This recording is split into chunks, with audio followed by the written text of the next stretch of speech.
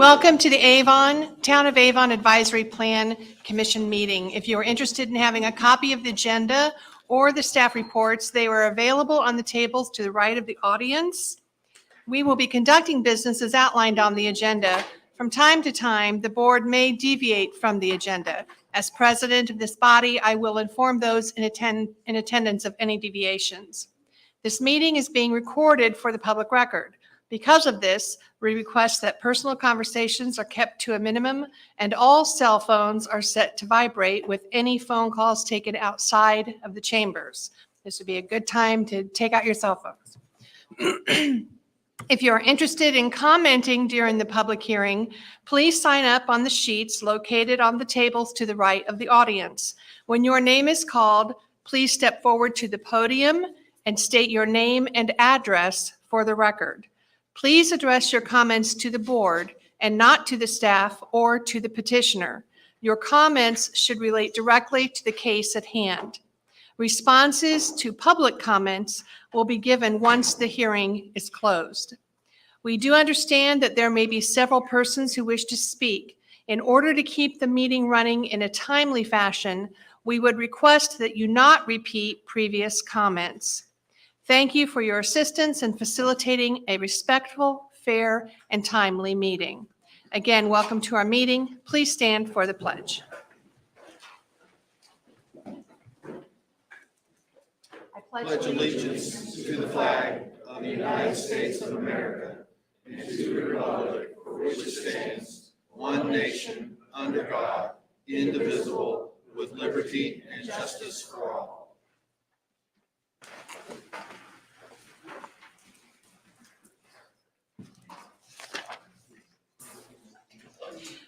We should now take a roll call.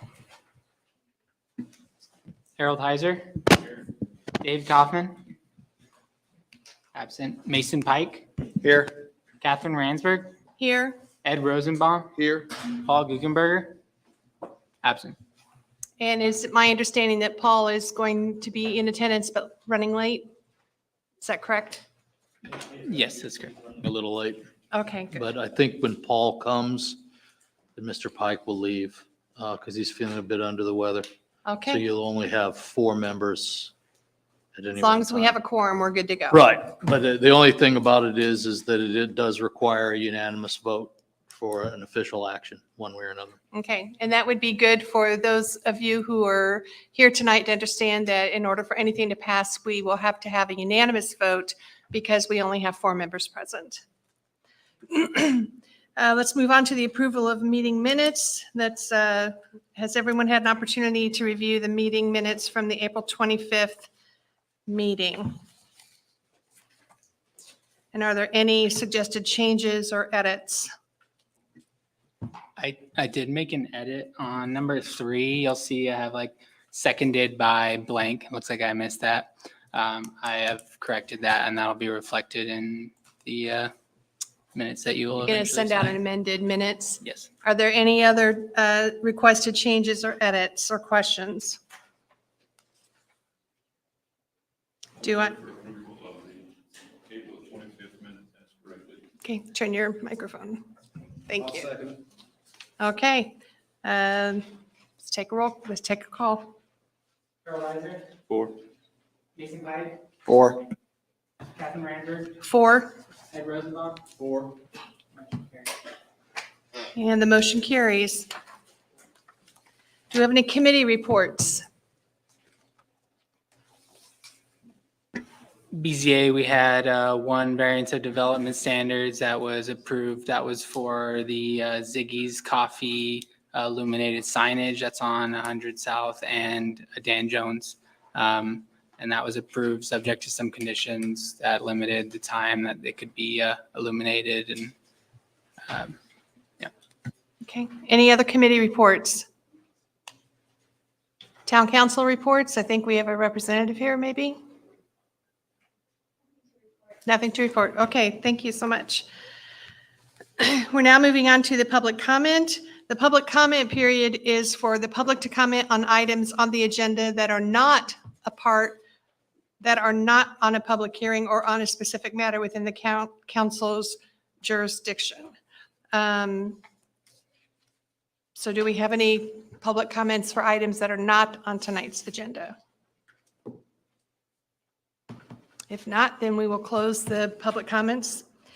Move on to, is there any request for continuances or agenda modifications?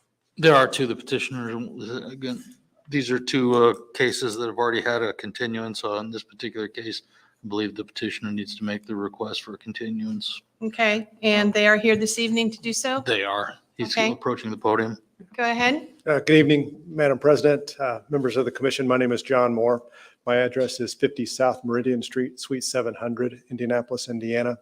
Here tonight on behalf of the petitioner in MAP 22-08, Fairwood Section 5 and 6, and PUD 2201, Oriole Estate PUD. The petitioner on those matters is D.R. Horton. And this property is 80 acres located directly west of Avon High School. Which item are you The referring to? PUD. Okay, And these two petitions are linked together because D.R. Horton has filed a petition to rezone and annex in the 80 acres directly west of Avon High School. Once that comes in, part of that PUD includes approximately 25 acres of real estate that'll then be subject to a land swap with Avon High School because Avon High School is going to expand its athletic facilities over onto this site. As part of that land swap, Avon High School is going to deed property south of their current campus, which is part of the Fairwood subdivision or will be part of the Fairwood subdivision. Thus, the item on here seeking the primary plat approval in Fairwood. So we have three petitions. We have an annexation of the 80 acres, we have a rezoning of the 80 acres, and we have a primary plat amendment for Fairwood Section 5 and 6, all tracking together that ultimately will be approved at the same time, hopefully. The reason we're seeking the continuance tonight is that through comments from the town council and the community, we have now expanded the traffic study we're doing in the area. We've done an original traffic study for the planned unit development. We've been asked to incorporate in the school's traffic with that. So we've had meetings with the school corporation. They're providing us with some information so that we can expand that. We just need additional time to get that completed so that then we can come back in front of this board for the primary plat as well as the initial hearing on the PUD, which then ultimately we'll take to the town council. so you're asking for items 6.3 and 6.4 to be continued So June 27th, please. to the June 27th meeting? Do I have any objections to that continuance from the board? Is there, does staff approve or disapprove or disagree? No objection? Yeah, we have no objection to the continuance request at all. Okay. Remind me, does this need a motion? Okay, I hear a motion to continue items 6.3 and 6.4 on tonight's agenda to the June 27th? Is that Yes, correct? June 27th meeting? Do I have a motion? I would move to approve the continuance of these 6.3, 6.4 to the June meeting. Okay, do I have a second? Second.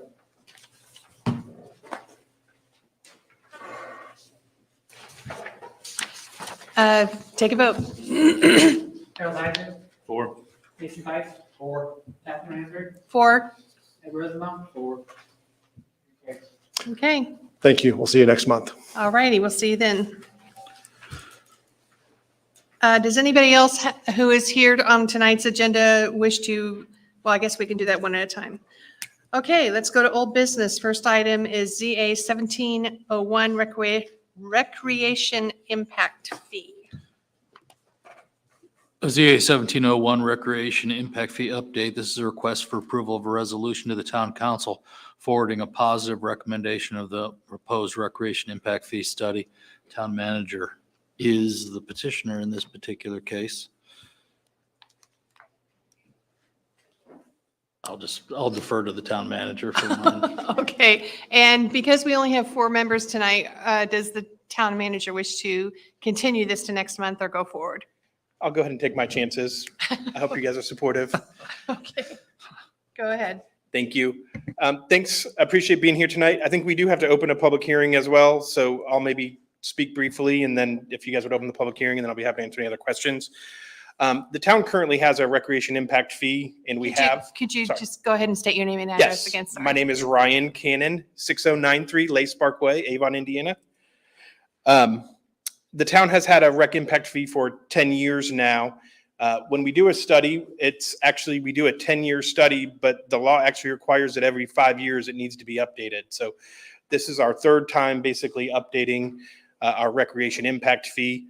The concept of a recreation impact fee is that the existing people who live in our community have already paid for the amenities that are here. And so when new people move to the community, they're expected to pay a portion of the fee to what we call maintain a level of service that we have in our parks department, which allows us to buy more land and to add additional amenities. And so state law actually lays out this process, and it's kind of a long and arduous process. We actually started about a year ago. It starts with the town council appointing an advisory committee that actually reviews the fee, works with our consultant who actually develops the fee. The fee cannot be randomly determined. We actually have to have a formula that calculates what that fee is. And so basically that advisory board has gone through that process, and their recommendation is before you tonight, which is to establish a fee of $1,227 per unit for development as it comes to the town. Our existing fee will expire January 1st. So this fee is proposed to go into effect of January 1st of 2023. You will notice the town council had their preliminary review of this and actually recommended that it have an escalator, which a lot of other communities are doing. Just due to inflation, your fee will actually get undermined. So the law actually allows us to have an escalator. So if you do notice in the resolution before you, you have it shows that 2023, the fee would be $1,227, but then in 2024, it would escalate by 3% and go to $1,264. And likewise for 25, 26, and 27. That is part of the resolution on page 2, number 1. It talks about the impact fee schedule. So that is slightly different than what we have done in the past. But again, the goal of that is to maintain the fee. If you don't do an escalator, then what you're collecting is actually less than what you would need in order to maintain that level of service. So as I said, this has gone through the Recreation Impact Fee Advisory Committee. They have recommended approval. It has also gone to the Parks, Recreation, and Beautification Council. They have reviewed it and are recommending it for approval as well. It's been introduced at the town council. It's because it becomes a part of the comp plan, we do need the Plan Commission to approve it as well, but then it does go to the town council for final approval, which they will do on Thursday night. I'm happy to answer any questions. Just to make sure that everyone who's listening and who's here tonight, who pays this fee? Yeah, so when a building permit is submitted to the town, whoever's building the home typically pays the fee, but it goes into the cost of the lot when someone buys a new lot. So it's actually paid by whoever's building the home or who's going to live in the home, but it's paid at the time the developer pulls the building permit. And what is the current fee? It's $1,095. Okay.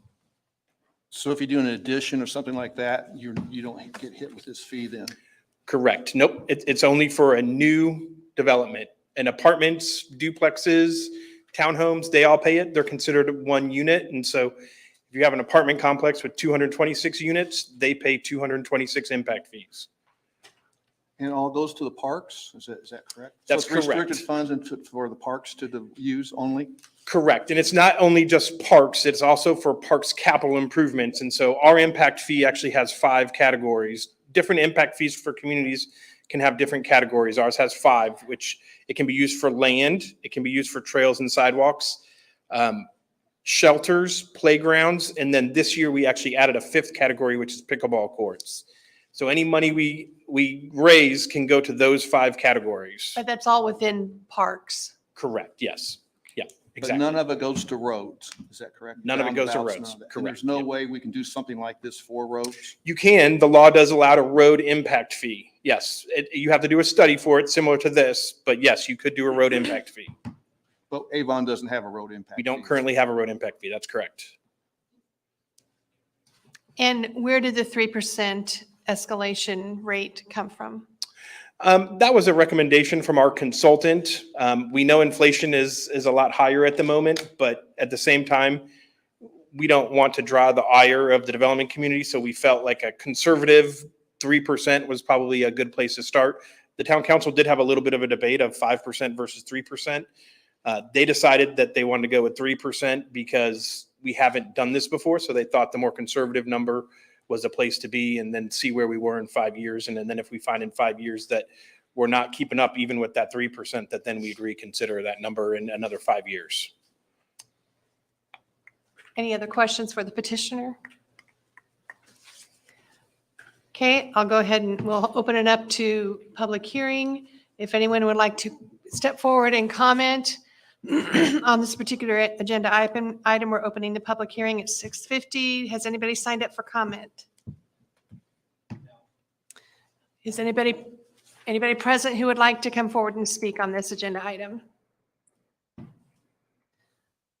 That being the case, we close public comment on this agenda item at 6:51. Discussion. Sounds positive to me. Any concerns? Questions? No concerns or questions for me. I mean, the only concern would be if developers start pushing back saying it's too much, but with all the development we got on at Avon, that doesn't appear to be our problem. So I don't see a problem with it. I would like to point out, for the record, point out that Paul Guckenberger has now joined us. Thank you. And I was going to say, I've read the staff report and familiar with it, and having heard what Ryan was saying here, I'm supportive of this also. Okay. Any further discussion? Do we have a motion? I move that the Avon Plan Commission approves a resolution that approves the recreational zone improvement plan, the proposed recreation impact fee of $1,227 per dwelling unit, a 3% annual inflation factor, and a recommendation that the town council adopt an ordinance making the recreational zone improvement plan an official part of the comprehensive plan. Do we have a second? Second. Paul? Okay. Let's take a vote. Harold Isaac, 4. Mason Pike, 4. Catherine Lancer, 4. Ed Rosenbaum, 4. Paul Guckenberg. 4. Thank you very much. Appreciate it. Thank you. DPR 2116 Rise Avon LLC, a request for approval of a development plan review petition to build 20 buildings on 13.627 acres with requests for waivers of section 4.87B to allow for the construction of buildings without using masonry materials on 60% of the front facades and 30% of the side facades of section 24-12-4B of the Town of Avon zoning ordinance to allow 0-foot overhangs on the buildings, when a 3-foot overhang is required, and a waiver of note 2 of section 15-7 to provide for 117 parking spaces, when the maximum is 98 parking spaces allowed. As you all are aware, this petition was continued from the previous meeting, or I'm sorry, from the March meeting, to allow the petitioner adequate time to complete some building elevations. The petitioner did submit those building elevations for review on May 11th. And during that submission, there was only 2 sides of the building shown. So the staff did request elevations of the 3rd side, and they were forwarded to the staff on May 16th. So what they've proposed is that the 6 buildings, 6 of the 7 buildings that front on Ronald Reagan Parkway be clad in materials consistent with the ordinance requirements. And those building elevations have been reviewed. Those are the building elevations in your packets. And I'll show them here shortly. And that the seventh building, which is a little bit further to the north on the site, would be obscured essentially by the existing and proposed landscaping and not visible, or at least not very visible from Ronald Reagan. And then the remaining 13 buildings in the development would have a waiver on them for the architectural and overhang requirements. I think so staff does support. So when we were looking at this, the intent of the Ronald Reagan Corridor Overlay District obviously is to present along that corridor an attractive and durable finish. And the ordinance has really the intent of the ordinance, or the most what you normally see on a development is a 1 or 2 large buildings rather than 20 smaller buildings. And so the intent behind that then, I think, is met by this request, where they propose these building facades. And these building facades comply with the requirements of the ordinance. There's a front storefront on the buildings. And then on one side, you'll find occasional to the roof line brick with a combination of ephes and brick on all the buildings. And so all the 6 buildings that they've shown right here are consistent with the ordinance requirements. And those would be these 6 buildings right here. This is the 7th building that also fronts on the parkway, but it would be broken up a lot by the existing and proposed landscaping that would go in this area. And then the remainder of the buildings that are tucked behind the development would ultimately not be visible from the Reagan corridor.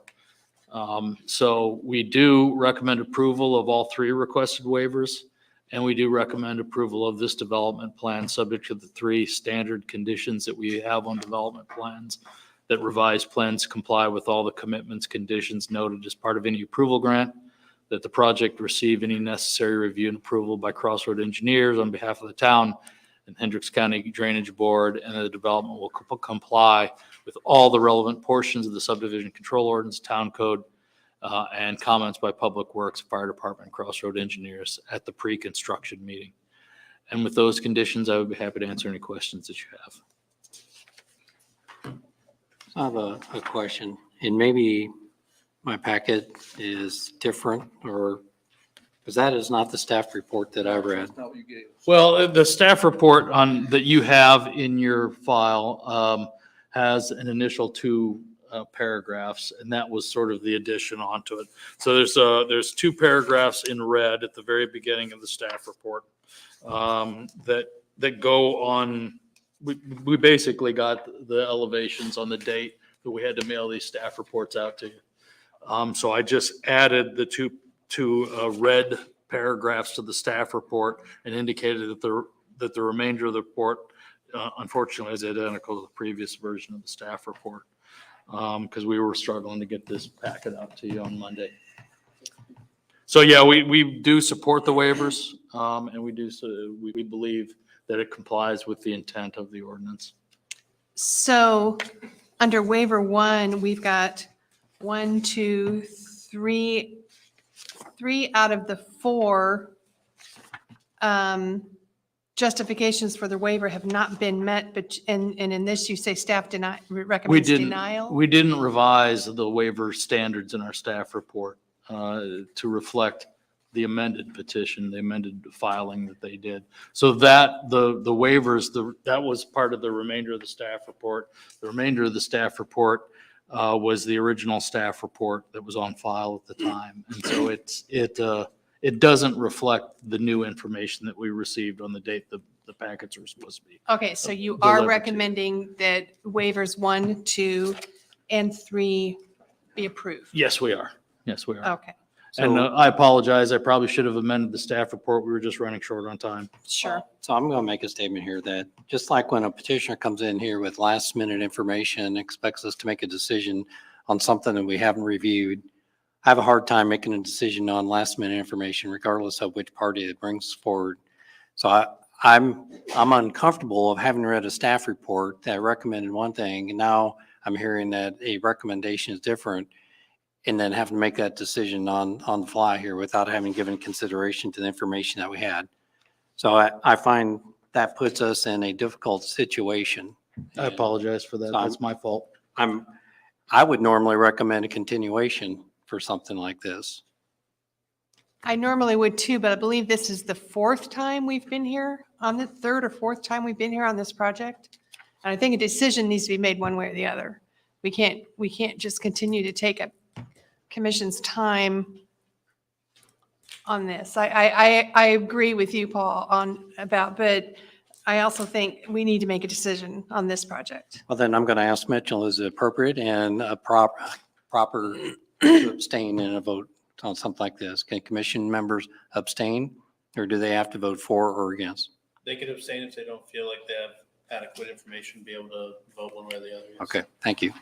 So I just want to be clear, Mr. Peoples. So you are agreeing that the front part that goes along Ronald Reagan meets the zoning requirements, but the back part does not meet the zoning requirements? For the six That's what you're buildings, saying? yeah, for the 6 buildings that they have submitted right there on, for those 6 buildings at front on Ronald Reagan, those buildings comply with the requirements of the ordinance. So But they- the back ones do not. The other 16 buildings do not, and they would require, For the town's position is, that's good enough.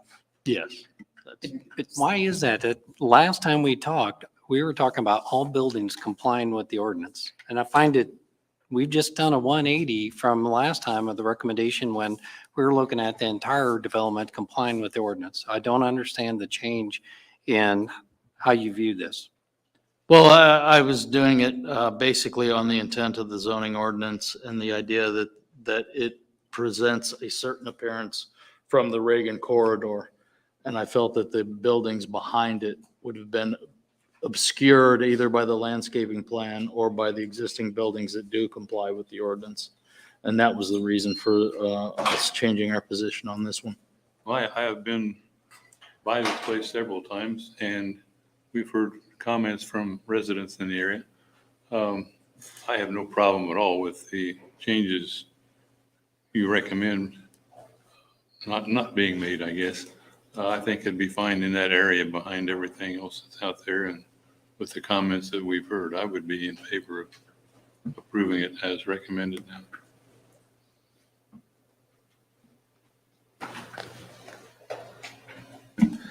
I don't have any questions for the staff at this time. Any more questions for staff? Okay, petitioner. Good evening, Pat Rooney on behalf of Rise Avon LLC with respect to DPR 2116. Here with me on behalf of petitioners Jim Sapp and Jeremy Haynes. As mentioned by staff tonight and in previous hearings, this site is uniquely situated and has a varied topography. Petitioners using the topography and existing trees and adding over 100 trees so that there will be about 115 total trees. I apologize, don't mean to interrupt. Can you please state your address? 1638 Shelby Street. And is your microphone turned on? The red light's on. Green, you want green? Just hit the button there and it'll turn the green light on. Is that better? Okay. This rendering shows the trees and the view if you are going southbound on Ronald Reagan. As you can see, you won't see the buildings from this angle. You will just see the trees.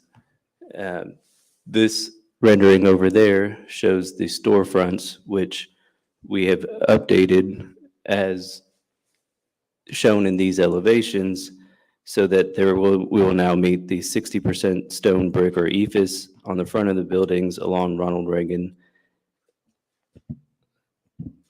and 30% on the sides of the buildings on Ronald Reagan. As mentioned in the comprehensive plan in Ronald Reagan Overlay District, flex space is recommended, and we have situated the buildings so that the office building portions have storefronts which face Ronald Reagan, as shown in the elevations and as shown in the rendering, with the awnings on the fronts and a mix of stone brick and ephes, which wrap around to the sides to meet the 30% requirement on the sides, while meeting the 60% requirement on the fronts. The sign placards, which you could see in the elevations are above the garage doors as required by fire and police departments.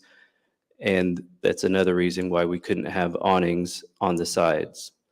As discussed at the last hearing by Mr. Peoples, the building size is not conducive to overhangs, and in fact, with the design of the buildings being sloped instead of flat roofs, overhangs would not look right. Based on the unique natural setup of the property, the unique site design, the unique buildings, the waiver of the ordinance requirements will not be hazardous to public health or safety.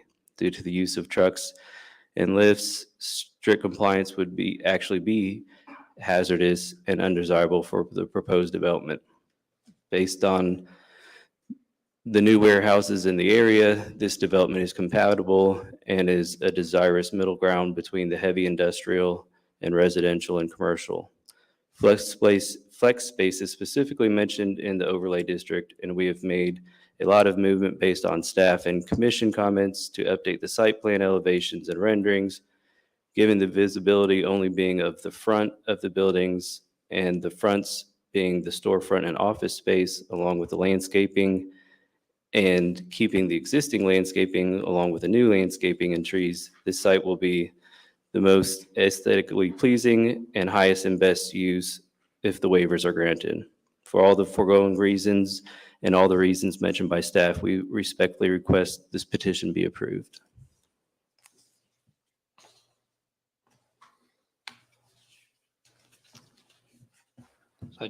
You made a statement there. I just want to make sure I heard correctly that you stated that Mr. Peoples recommended or approved that the overhangs were not needed or would not be appropriate. Based on the building size, at the last hearing, he discussed how the overhangs would be good for large buildings, the traditional warehouses with flat roofs, as opposed to these small buildings, which are unique for a warehouse and have sloped roofs. Okay, thank you. I should have said this at the beginning because right now we have 5. Mason may be leaving because he's been feeling under the weather, which would give us a bare minimum quorum. You do have the right to request a continuance if you would prefer to have this case heard by the entire board. So just other questions, further questions for the petitioner? Yes, what kind of trees are you planting there? There's a big variety. We have a landscaping plan, and we're meeting all the landscaping requirements. We're keeping the existing trees.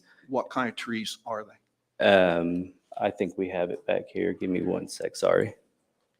They're not evergreen trees. So they're going to lose their leaves in the fall and the winter, is that correct?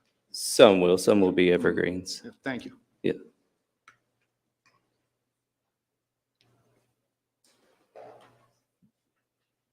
So I take it that you were able to overcome the prohibitive cost increase that was expected to go to tenants by meeting our ordinance requirements? Yes, by meeting them on the front buildings facing Ronald Reagan. When you acquired the rights to this property, you knew what the zoning requirements were, correct? Yes, we have Thank you. the property under contract. We haven't closed on it yet because it's pending this approval. My only point is this is not, the zoning requirements, this overlay is not a surprise to you. Nobody's done anything that popped up, oh, I didn't realize this when we were researching this land. No, Okay, I guess the thank you. surprise is just that given the kind of salt box giant warehouses on the other side of Ronald Reagan, that this, our petition was, it's surprising that it wasn't better received. So, and I understand the argument that, or the point that you've made and the others that have presented here about the warehouses, but we're not talking about a warehouse here. We're talking about development of multiple buildings. And we have I'm looking at the ordinance of our overlay district and why would we not follow our ordinance and you comply with the ordinance and knowing where you're going in at? Because there is a benefit with the Ronald Reagan. You get the traffic you get the in and out. So for what you're proposing, you have that benefit being on Ronald Reagan. What we're asking for is and where I'm at, looking for complying with the ordinance, with the development, to make it look like what we're looking at for Ronald Reagan, because there's going to be other developments coming in to the north of this development where this is located at. And now they're maybe looking at that as, do we want to build around our neighbor if they aren't complying with that ordinance? So I am in the position of having a hard time with the waivers that you're requesting on this. I feel like you should develop according to the ordinance. And if our ordinances aren't what we want, then we shouldn't have the ordinances. And we ought to change those ordinances instead of continuing to give waivers. So I've not heard anything different than what we've heard in previous meetings. And so, I get what staff says about it being on the front of Ronald Reagan, but I'm looking at the entire development because we're making a commitment to this property in perpetuity, whether it's Rise or another occupant of that. So that's where I'm having a hard time with the recommendation to approve the waivers. and it would be subject to the commitments. And so anybody else that was doing a different project would have to modify those commitments, modify the plans, come before this board and get approvals. And we are meeting along Ronald Reagan, which is the intent of the overlay district. So all buildings that are visible from Ronald Reagan meet the requirements.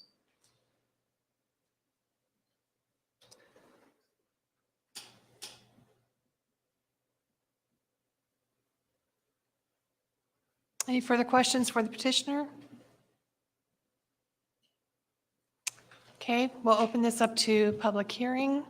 It's 7:11. Has anybody signed up to comment on this agenda item?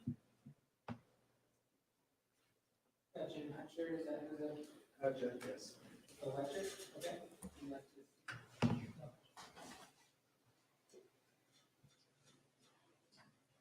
Please state your name and your address, please. Name is Jim Hutchek, 2342 Fisher Avenue, Speedway, Indiana, 46224. I represent the Hutcheks in general. Parents are out of town enjoying retirement. We own the majority of the property, although there are 3 other parcels that have been adapted into this project from local landowners. As you are aware, there has been absolutely no commentary in the negative from the landowners surrounding this, even ones who have not donated land or who have not participated in that. This has been in front of council several times.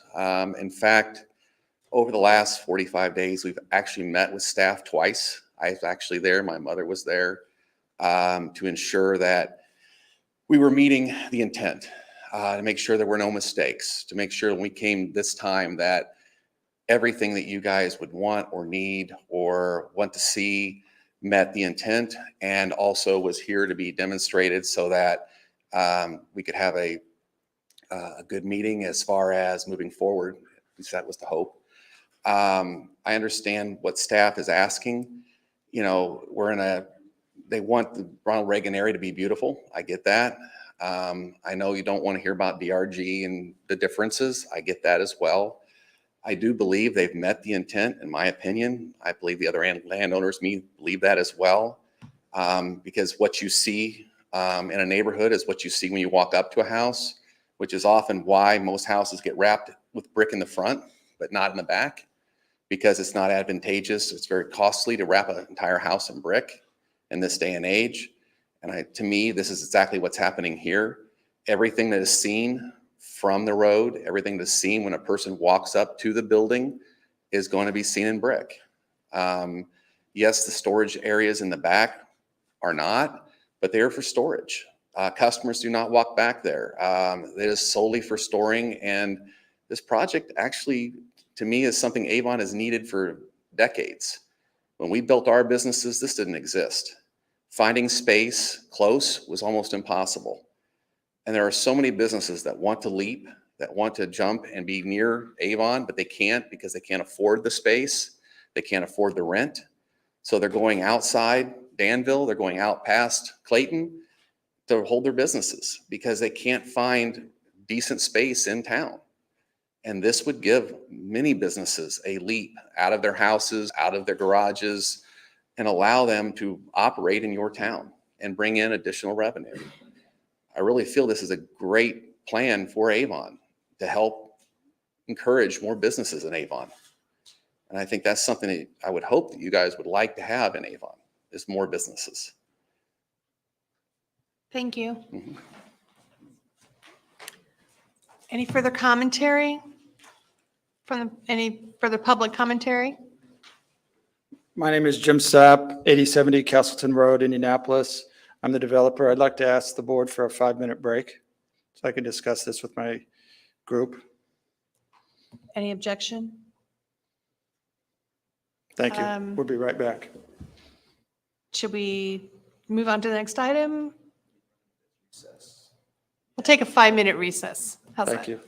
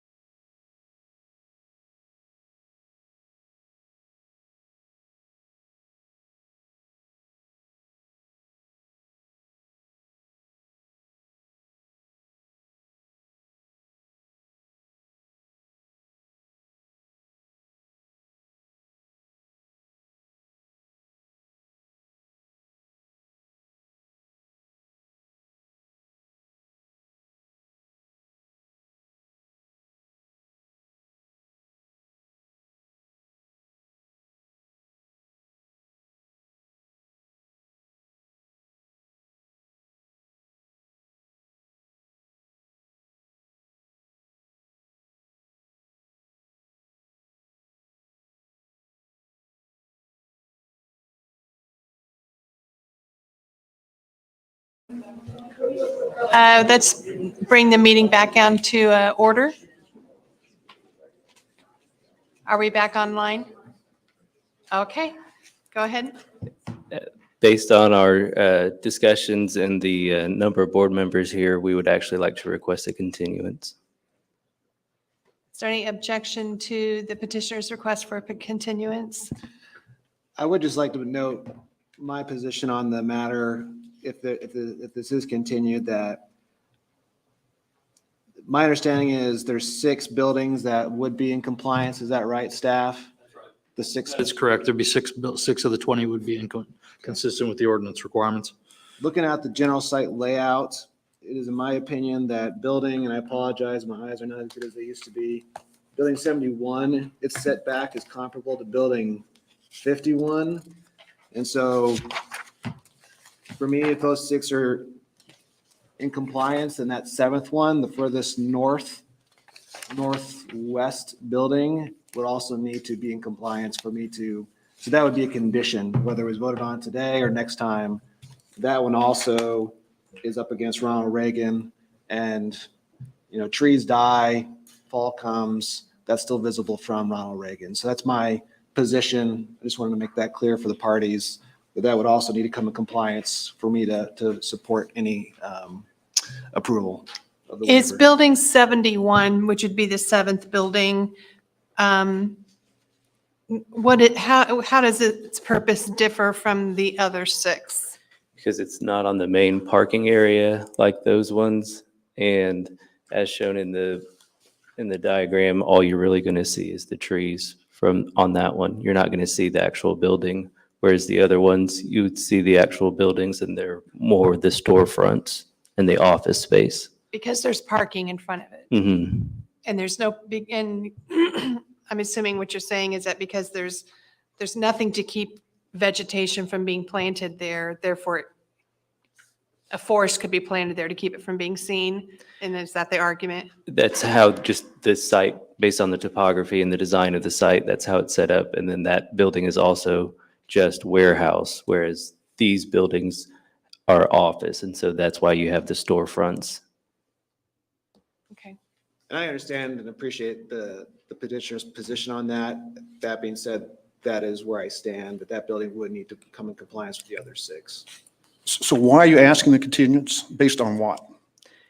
Just based on the number of board members here, and that one is, So you don't plan on bringing anything different next month? You just mix the board? If there's more members here, you'll feel more comfortable? no, we will No, discuss no. it with staff and Well, staff's already in agreement with you, so there's no reason for you to discuss anything further. Staff, they agree with you. So why you gonna discuss with staff? for example, we just got this new piece of information from him, and so we will discuss whether or not we want to revise the plan to include that building with the others. Mitchell, is a request for continuance option, does it have to be granted? Is it something? It does under our rules procedures. Okay, yes. so they've requested it, it has to be granted. May I ask another question, Mitchell? Can we make the continuance in 2 months instead of next month? I suppose you could. Because I'm not going to be here next month, which maybe, that may bring joy to some. But I have a family vacation I simply can't miss, but I want to be part of this decision. I want my vote to be on the record. So I would, if I you would continue for 2 recommend- months, I would appreciate that. I would recommend, if that's the appetite of the board, making that part of the consideration on the continuance and voting on that. I guess, would it be useful to take the temperature of the commission so that the petitioner knows whether he should continue with his request for an extension or, you know, seek our approval today?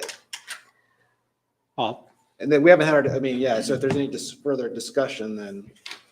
right. So, I think you've kind of heard my position, but just like what we heard there, that when we're talking about storage units, basically behind the office, it's like, so we're kind of looking at warehouses to store materials. So it's a storage unit.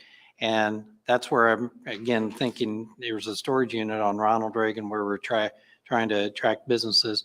So there's one boat here, but I look at that as, I want that looking better than a storage unit, because that's kind of what I saw to begin with the design is pole barns that were really, from my view, is more of a storage unit.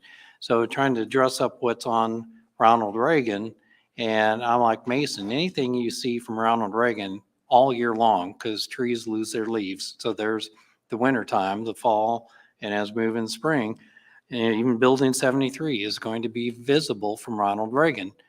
And I still have the position that the ordinance should be met in the materials for all buildings in the overlay district.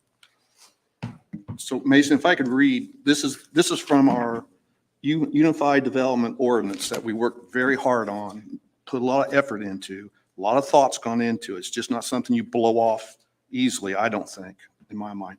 So 2.9 says Ronald Reagan Corridor Overlay District, A, the purpose. So I'm going to read number 2 and number 3, the purpose for the Ronald Reagan overlay. To maximize the opportunity to create high-level development through sound land use planning. And number 3, to create a premier economic address in Avon and Hendricks County through the development of aesthetic standards that make the corridor appear as a planned 12-mile campus. I personally think they've got a long ways to go to meet those criteria. So I guess, so I'm taking the temperature of the room, as it was said. Is the intent not just to get another person here, but also to perhaps revisit the plan and come back to us with some additional requirements that are more in line with what the board members are asking? Yes, certainly, and we would appreciate any other feedback like the one that was given on that specific building. Okay, so you would still request that this agenda item be moved forward 2 months? I would request 1 month, but that's up to you. Okay. If I might ask a question. So for Mitchell, so the petitioner is requesting the continuance, and they have, this is the last continuance they can request at no cost. I mean, No, our rules and procedures have a specific provision when the board is light, and it states that they can request for continuance and receive that, whether they've been granted a continuance in the past or not. So this, just on the size of the board today. size of the board is missing one member. How are we light if we can make a vote? Yeah. Well, at the time with the information we had, we thought Mason was leaving, so that would have given 4, and that's when the rule triggers. But we're still technically light, correct? Correct. Actually, we're light too. Because we have a position that hasn't been filled. So for a motion to pass tonight, there has to be 4 votes of the commission, or else it doesn't pass or just hangs. Correct. It would Okay. be deemed denied. So I would like to say this, as it's been pointed out, this has been in front of the board several times.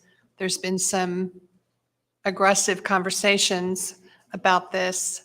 I would hope that when you come back in 2 months, that what you present will be a positive response to what you are hearing from the board today. So do we have, yeah, Mason? Yeah, to copy what you were saying, best and final, right? Best and final. I know you guys are eager to move on, and so is the board. So best and final next time we meet. And I want to say this too. I think the business concept, I know the person came, it's a great business concept. I mean, it's needed. I have a friend I was just with yesterday that uses your services. It's a great concept. It's just not, in my mind, this location is not where it needs to be. I hope you find another place. I really do. And I'll be your biggest cheerleader. But I just don't think on Ronald Reagan, as people are driving back and forth to the airport and going up and down that corridor, can we do what's on 31 and Carmel? No, we can't do that. That's not. Can we do something what's between Highway 40 and 70 in Plainfield? Yeah, I think that's still in the possibilities. That's my vision. I mean, this comes down to vision. Every vision that we have sitting right, it comes to our vision as what we're looking for. And we all may not have the same vision. I'm trying to get what Plainfield has between 40 and 70 to be what Avon has in the Ronald Reagan corridor. That's all I'm asking for. Do we have a motion to continue this agenda item? Move to continue this agenda item. I believe Mitchell suggested that we say specifically for how long it needs to be continued. till the July Planning Commission scheduled for the date outlined in our schedule. July 25th, 2022. We have a second? Second. Let's take a vote. Harold Iser, Or Mason Knight, Four. Catherine Ranford, 4. Ed Rosenbaum, Four. Paul Eagle. Four. Thank you. Next item is 6.3 and 6.4 have been continued at the request of the petitioner. We now go to 6.5. This is a ZA 2205 Turner Trace modification of commitments, and this is a request for approval of a zoning amendment to amend the original commitments made in 1999. Property is located east of Avon Avenue and Governor's Row. As you are probably aware, this petition has some significant history to it, many, many years of petitions. And this petition did receive a public hearing at the last meeting. And there was significant discussion concerning the deletion of a convenience store as a prohibited use. That should be prohibited use, not permitted use, because there was significant concern about constructing a gasoline service station on the site. The petition was continued by the Plan Commission at the conclusion of the public hearing portion at the last meeting to allow the petitioner time to amend their proposal to address some of the commission's concerns with the petition. And the petitioner has submitted a second addendum to the commitments. That addendum was included in your staff report and dated May 5th, where they do continue to prohibit convenience stores on the site, and they include a new one. Gasoline service gas stations are an additional prohibited use on these sites. So the petitioner has amended their petition to include, to perpetuate the prohibition on convenience stores and to add gasoline service stations as an additional prohibited use. The addendum further clarifies some of the architectural standards for the townhomes in Turner Trace. We did recommend approval of the previous petition, so we do recommend approval of this one, subject to the alternate commitments that were provided to the Planning Commission on May 5th, 2022. And I'd be happy to answer any questions that you have. So, Mr. Peoples, what's this zone right? I know this is all. If it was under our current, it's not under our current zoning restrictions, right? Because of all these filings, these documents have been recorded. This replaces our zoning laws. Well, it doesn't. I mean, it's zone C2. It's zoned commercially. But back in the 90s, when Turner Trace was developed or went through the approval process, they had commitments that excluded certain land uses that would normally have been permitted. Are certain parcels zoned a certain way? Yes. And So- some's residential and some is zoned. Yeah, the frontage Underneath lots this. are zoned C2, and then behind it is zoned R4, and then there's an area that's zoned R2 in the very back of the development. Is zone C2, correct? The ones in the front on North on of Governor's Avon Avenue. Row and south of Governor's Row Right. and east of Avon Avenue. Right.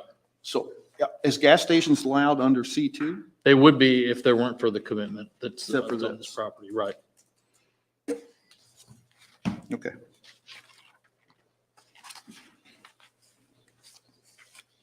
What is does the staff have a position or response to the material that's provided to the board today with regard to erosion and drainage and so forth? That was, I believe, a remonstrator gave that to the staff right before the meeting, and so we just distributed it so that you guys would have it when she gets up to make her presentation. Thank you. So I was not here at the last meeting due to a exploding water heater. It didn't explode, but might as well have. It was suicidal, I guess is the best way to say it. But I did get a chance to listen to the presentations, and I know that there was significant concern about the gas station and the convenience store. And can you just address what the petitioner has changed in terms of that particular aspect. They have, in the previous petition, they had managed the size of the station, limited the number of pumps. What they've do with their addendum that was submitted on May 5th was just excluded as a permitted use. So they wouldn't even be able to build a gas station if this petition was approved as it's been amended. And Bill, I got one more question. So the land that's east of Avon Avenue or 267 is in the town, correct? Yes. The land west of Avon Avenue or 267 is in the township. Is that correct? I believe it's in the, it's a county zoning jurisdiction. Yeah. So Ms., I guess this is my question. If we have comments from the public again, do we weigh comments any differently from folks that live in the town versus folks that live in the township? I wouldn't. No, I That's wouldn't. my question. Legally, we treat them both exactly the same, no matter whether they're town members, taxpayers in the town, or just township only. We, Just additional information. thank you. Same value. That's what I want to know. Thank you very much. Yeah, they're still interested persons, regardless of whether they live in the town or don't. Thank you. Any further questions for staff? Okay, petitioner, please present your petition. Good evening. So my name is Amy Comer Elliott. I'm with the Comer Law Office. Our offices are located at 71 West Marion Street in Danville. This was presented last month by my partner, Ben Comer. He's unable to be here this evening. We don't intend to make the full presentation that was made last month. As has been stated by Mr. Peoples, really it just came down at the end of the meeting to the issue of the gas station and the convenience stores, which the petitioner chose to completely eliminate as an optional use. So that has been removed and is now a prohibited use. So with that, unless you have any questions directly for me or my client, we would just be happy to move right into hearing from the public and address whatever concerns they may have. I have a question. I always have questions. Okay. So Amy, your client has owned this property from day one, is that correct? No, only about a couple of years. So It was when your original- client bought this property, then they knew of these restrictions when they bought the property? Correct.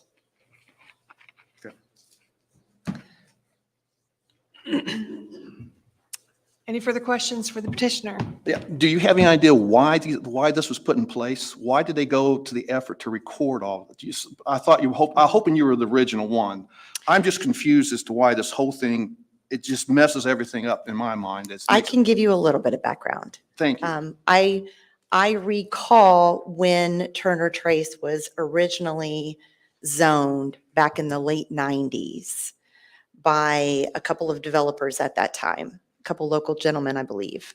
And at that time, they had a vision of these Georgian townhomes, kind of a downtown feel version, tall homes, not as wide as we would typically have in a custom neighborhood in Hendricks County.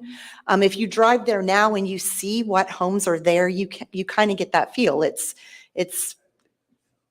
different than a typical subdivision out here. They're not large lots. They're not spread out kind of wider homes. They are more narrow, more straight up with that kind of downtown city feel. They had standards for Georgian architecture. It was just a vision that this particular developer had at the time. It actually had significant remonstrance at the time, but it was ultimately approved with the various conditions that were recorded as written commitments at the time. Of course, it allowed gas stations at that time. There are concerns now that a gas station would not fit within the neighborhood Avon's significantly changed since the late 90s, over 20 years. So the request, as I understand it from last month, that was that gas stations should be a prohibited use along with convenience stores. I love the neighborhood. I've driven it several times. Mhm. Looking They're at pretty trying- buildings. Trying to understand this. The daycare is all brick. The building with the sheriff's office and the dental office in it, it's all brick. It looks very well done. I just don't understand why it hasn't. I guess something's kept it down, and maybe that's You're what you're trying to correct. fix. It has not attracted developers, builders, users. Is there any thought as to why that is the case? I personally don't have an answer for that. I'm sorry. I'm not in the real estate marketing profession. I'm just But not some able of to this answer has to that. be why that's the case, right? I mean, that's why you're coming before us asking us to change, because you're trying to open up something or free up something to have the development occur, correct? Yes, they're So that's why you're doing they're this. eliminating that Georgian architecture requirements. Yes. As well as adding the gas stations for a prohibited use. That is correct. So if I'm looking at this revised commitments, the primary thing I'm seeing is the elimination of the Georgian style architecture, but I see the new commitments still committing to brick or stone exterior, large landscaped areas, heavy architectural style fiberglass shingle. So the intent is to keep the quality high, just not to limit the styles themselves to one single specific style. Is that correct? That is correct. The actual building standards of your ordinance will be met. Okay, so there's not any request to waive anything in our UDO? That is correct. And maybe to add some comments and not to do the presentation for the petitioner, but last month when they presented, one of the things that they talked about with the architectural standards is to be close to what was already built. It's not going to be the same, but still give it that, and please correct me if I'm wrong, but it was to have something near to what was already developed so there wouldn't be a lot of disparity between the building types. And then we talked extensively about what would be developed along Avon Avenue, and that's where the concern about a gas station on Avon Avenue in that location with the way it's been developed along there. Yeah, that's what I was hearing when Yeah. I listened to the meeting. Yeah, so Okay. those were like the seemed to be the two main things I remember from that meeting that were discussed and presented. Aren't you building right now? Aren't you building homes right now? Aren't there some under construction right now? Well, I must admit, I am here strictly on the commercial outlot section of this development. Further down in your agenda tonight, this same developer is presenting on the residential portion of the development. So I think you'll get your questions answered. You mean tonight? Yes, I'm But sorry. I'm So just you're handling- just doing the village shops part? that is correct. I'm sorry. No, you're fine. Any further questions for the petitioner? Okay, we'll open this up to public comment at 7:43. Has anybody signed up to speak on this agenda item?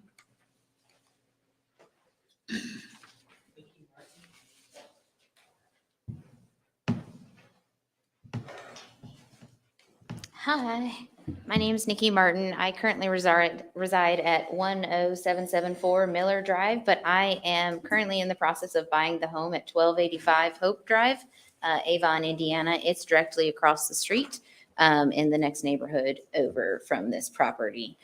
I have been meeting with the residents around there, and they've asked me to speak on kind of their behalf as a collaborative unit, if you will. And so that way we're not 50 of us coming up here talking about the same thing for y'all tonight. The residents that I've talked to, they don't want this development. I know primarily it was last month about the gas station, which is one of our major concerns.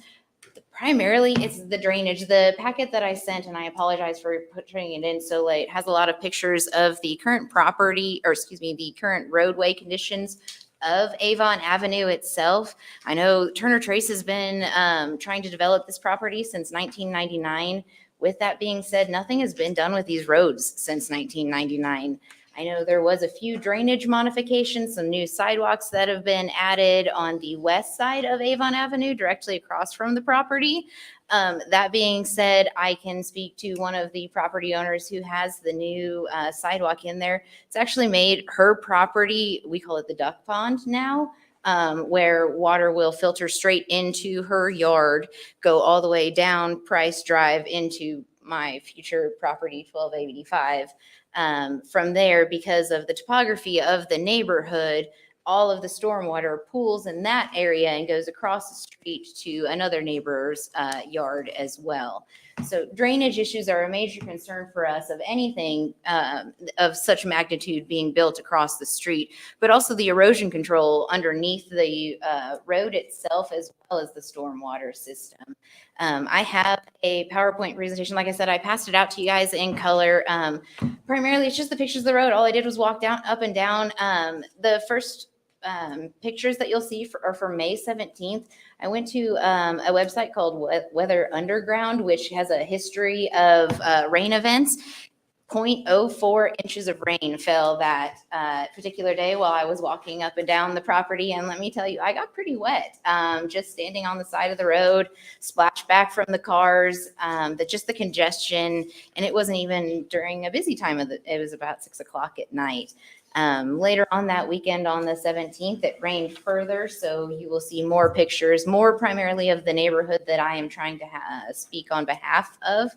Like I said, it is the drainage issues, it's the erosion control, it's the ingress and the egress of the people coming across the street from the neighborhood where we currently are. It's all residential. We've been there since the 50s, since the 60s, built the houses ourselves. If there's something across the street where people will get lost or they can't turn around, they're going to be on our area now trying to figure out a way to get past that potential property. I know I was out there Friday, May 20th, and I watched 2 vehicles stand for over a minute and 45 seconds leaving the daycare, trying to turn south on Avon Avenue. It was about 4:45 in the afternoon. So just the congestion in that area, I just ask that something be done with that before we do the modifications of either putting a gas station. I did read the revised commitments. I did notice that they did add taverns or bars instead of the gas station. That was a little concerning to our residents. If it's, I pulled it, and I apologize, I didn't print that one out. In the very top section, it does say that there are no lots to be sold and drive up restaurants or typical outlet uses, food, convenience stores. They added the gas stations. Then it says no adult stores of any kind, no liquor stores, and then crossed out are taverns and bars. That to me is almost worse than a gas station, especially for our neighborhood. We're older residents. We like it quiet. I mean, the fact that we don't hear anything, we don't see any lights from this neighborhood. I just ask, again, that all of that be put into consideration before we do the modifications of the rezoning. Thank you. Absolutely. Has anybody else signed up to speak? Okay.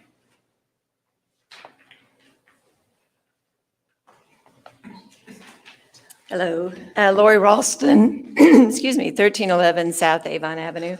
I spoke last time, so I'll be brief this time. I did want to comment, though, on something that Mr. Rosenbaum asked, because I was there back when the Turner Trace property was proposed and came through the zoning commission in the town. And the reason for those commitments was because there was extreme neighborhood opposition to having any commercial activity in that area.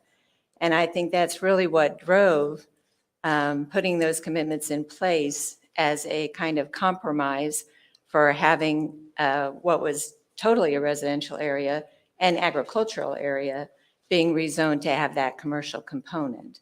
When it was had all the property in Price Addition to the west and a significant number of people that lived on the periphery of that 100-acre farmland.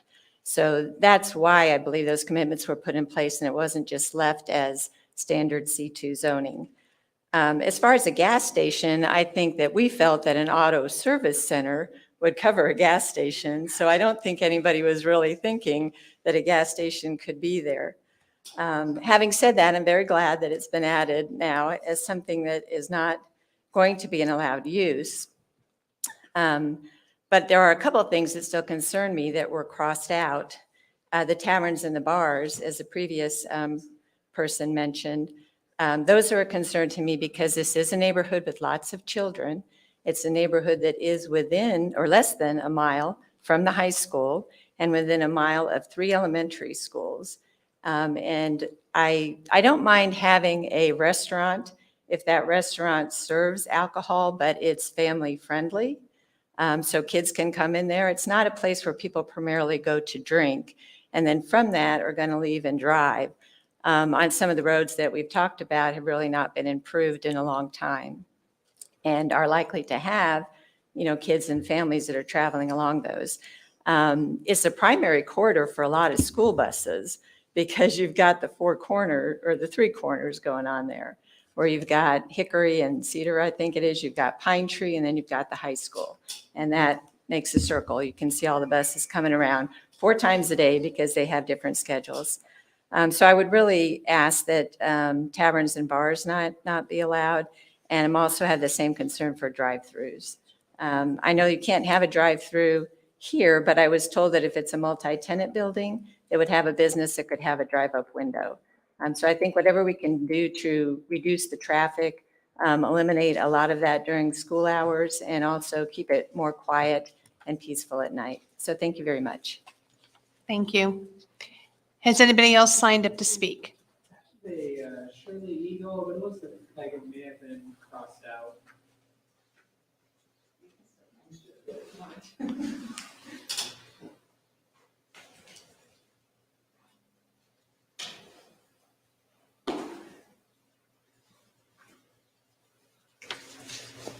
Shirley Eagle, I live at 1304 South Avon Avenue. I've lived in the same house for 54 years.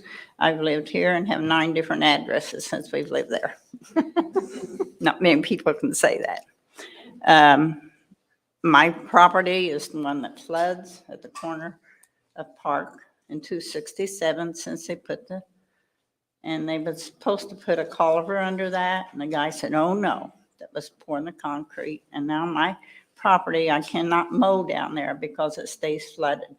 I actually have a duck pond there. The ducks come there every time it rains. And the other day I was getting my mail and somebody had stopped to turn into Ralston's driveway and a car came clear over into my driveway and almost hit my mailbox. So we don't need no more traffic on Avon Avenue. And I appreciate what the people's done. Thank you. Thank you. Anybody else signed up to speak? Is there anybody sitting in the audience tonight who would like to speak on this agenda item?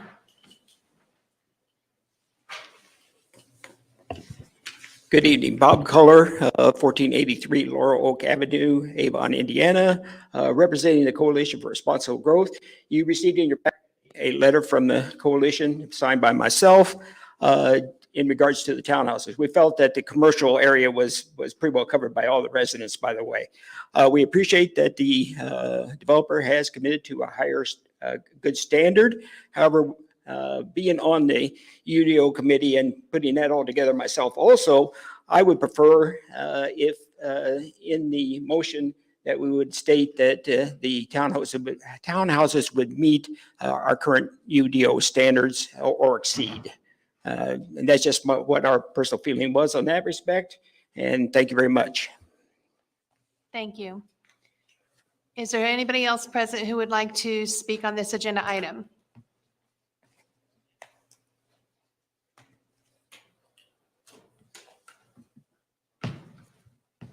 Jeremy Bennett, 1285 Hope Drive. I spoke last time. We actually did set up a petition in Price Edition, and we had 32 people, excluding the ones that are here, that have said that they don't like what's going on with the development of the property. It is right now it's like a guy who's skipping leg day. You know, he's got a bunch of big muscles that are built up there, and there's nothing to support it. Once again, the roads and the traffic, and it's just It's not easy to get around out there. I don't know how often you guys drive down that road in that area, but when you do, pay attention. Lots of school kids driving in that area. Lots of people coming home from work. So when that commercial area, even though it's being built to be part of the Turner Trace part, they're going to be pulling.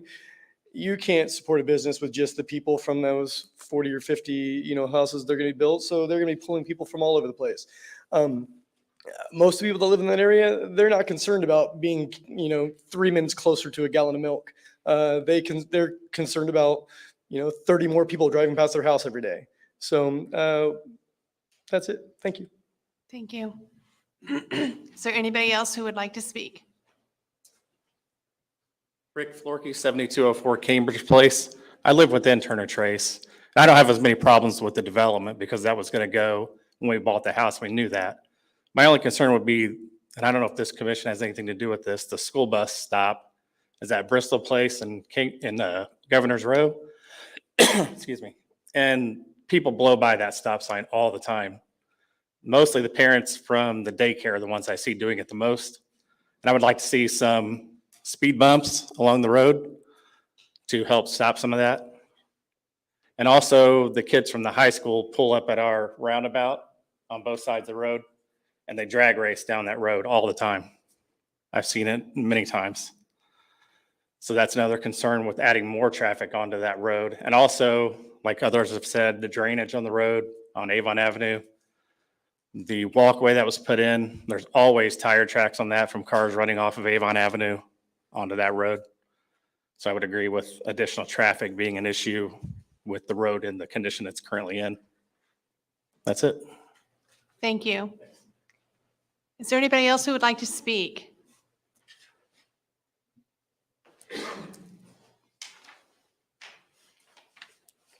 My name's Carl Skinner. I live at 6867 Riviera Drive. Putting a building like that as a gas station, I believe would hurt the value of the homes around the neighborhood, as they call it, what, a Georgia style homes in the neighborhood there. I believe that would really hurt the value of the homes and the value of the property. As far as the drainage, I think it would cause a problem with the water drainage.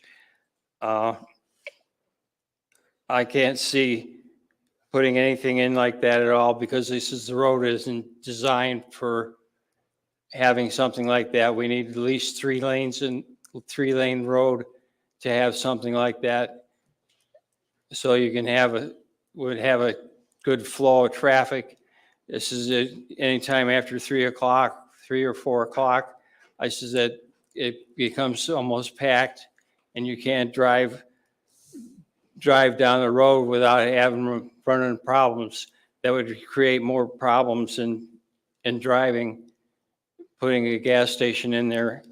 And the looks of it would be just terrible. It just wouldn't, I don't feel would fit in the existing area of what the one builder was trying to develop. And I says it would ruin the rural look of the area, putting in the gas station like that. I thank you. Thank you. Do we have anyone else who would like to speak?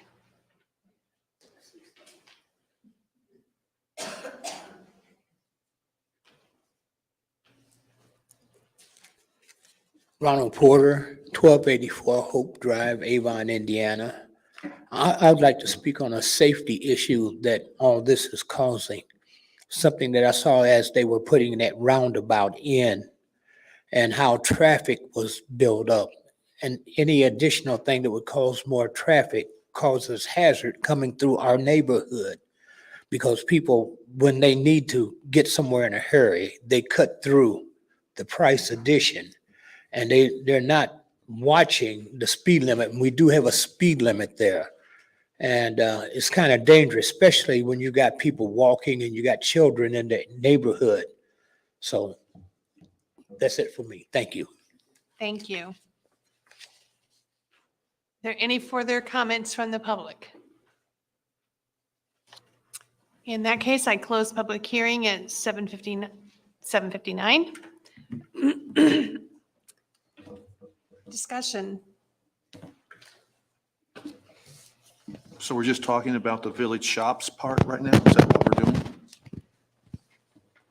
Right now, they're asking that the commitments be changed, is my understanding. But someone else is going to speak for Cromer attorneys on, I don't know why it's doing it, but someone else is going to speak regarding the Governor's Road townhouses? Is that what you're saying? I should clarify, I apologize, that I am addressing this part of the townhomes, that they are eliminating the Georgian architecture. I apologize for that. This is just what's that noise? I wasn't doing that earlier.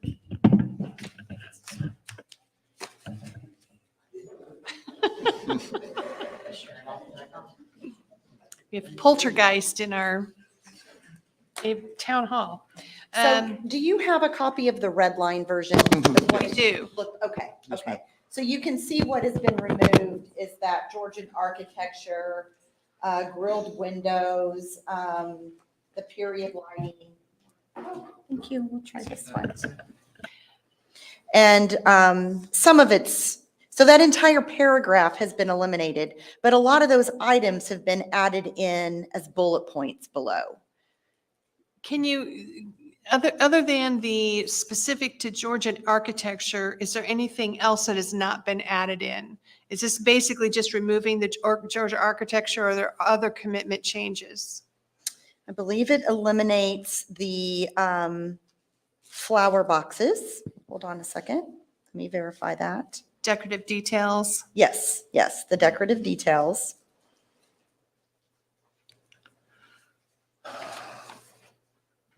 They will meet this, well, in addition to these additional standards, they will meet the UDO as requested by the coalition. It does There's say no front waivers. elevation shall have decorative details. The new proposed. There it is. Yeah, it just doesn't specifically say flower boxes. Right. So the question I have is either for the staff petitioner, but bars and taverns is stricken above in village shops. Has it always been stricken since it's been before us, or was that recently stricken? No, that was stricken at the last meeting as well, to allow a bar or a tavern on the property. I think the intent is like a brew pub and those sorts of things, to allow those sorts of uses on the property. Thank you. The whole concept just seems strange to me. It just seems like we're kicking the can down the road. Like, so a future commission is going to have to determine whether a Starbucks is a fast food place or not. They're going to have to determine whether Gordon Food Service, is that a grocery store, is that a convenience store? I just don't, it seems like we're micromanaging through the law, and I just don't think that's what we ought to be doing. I guess that's what I'm not for it against it. I'm just cringing that we're trying to make these little micro decisions on. So we're looking at something that's already been approved and they're wanting to change a commitment. I understand that. We saw that in front of the Y where Satori Point was a mixed use development and sat there for several years, not as long as this, but for several years. They couldn't get the developers to come in to do the commercial part. So yeah, we approved it as totally apartments. Here, it looks like this has been approved for commercial development on Avon Avenue, and they're just modifying what they're saying would be restricted as far as that development on there. I'm glad that there were a gas station in here. The bars and taverns, I mean, I find a little concerned about that because of the proximity of multiple schools in that area. And I do agree, it does create traffic that may be, well, I think undesirable traveling to and from there. The idea of, and we heard this about a restaurant that would have a liquor license and that's family friendly, tends to have a little more responsibility. You can still have issues, but you don't have them going there just typically to do the drinking. And that's where it's like the proximity to those schools, I have a concern about that. But, I think the one thing that, especially for the audience and for us to think about, commercial development was approved. Yep. So that can go on today. If we don't do anything, they're approved to do commercial development there. They're approved to build Georgian-style homes there. So the developers just asked. Georgian-style Starbucks too. And, you know, Starbucks can go, Starbucks can that's the go into problem. a strip mall. I mean, they got the village shops being the Georgian architecture too, which is silly. I agree with you. Now it's silly. And that's why I was trying to, I mean, I just can't believe 25 years ago they were that. May I ask a question? Can somebody remind me what year the town was incorporated? 95? Okay, that's what I thought. So it's hard to think back with all the development we've had since 1995, but the town was very young and very new, and they were trying to deal with a massive influx of development at the time. Constant developments, huge developments.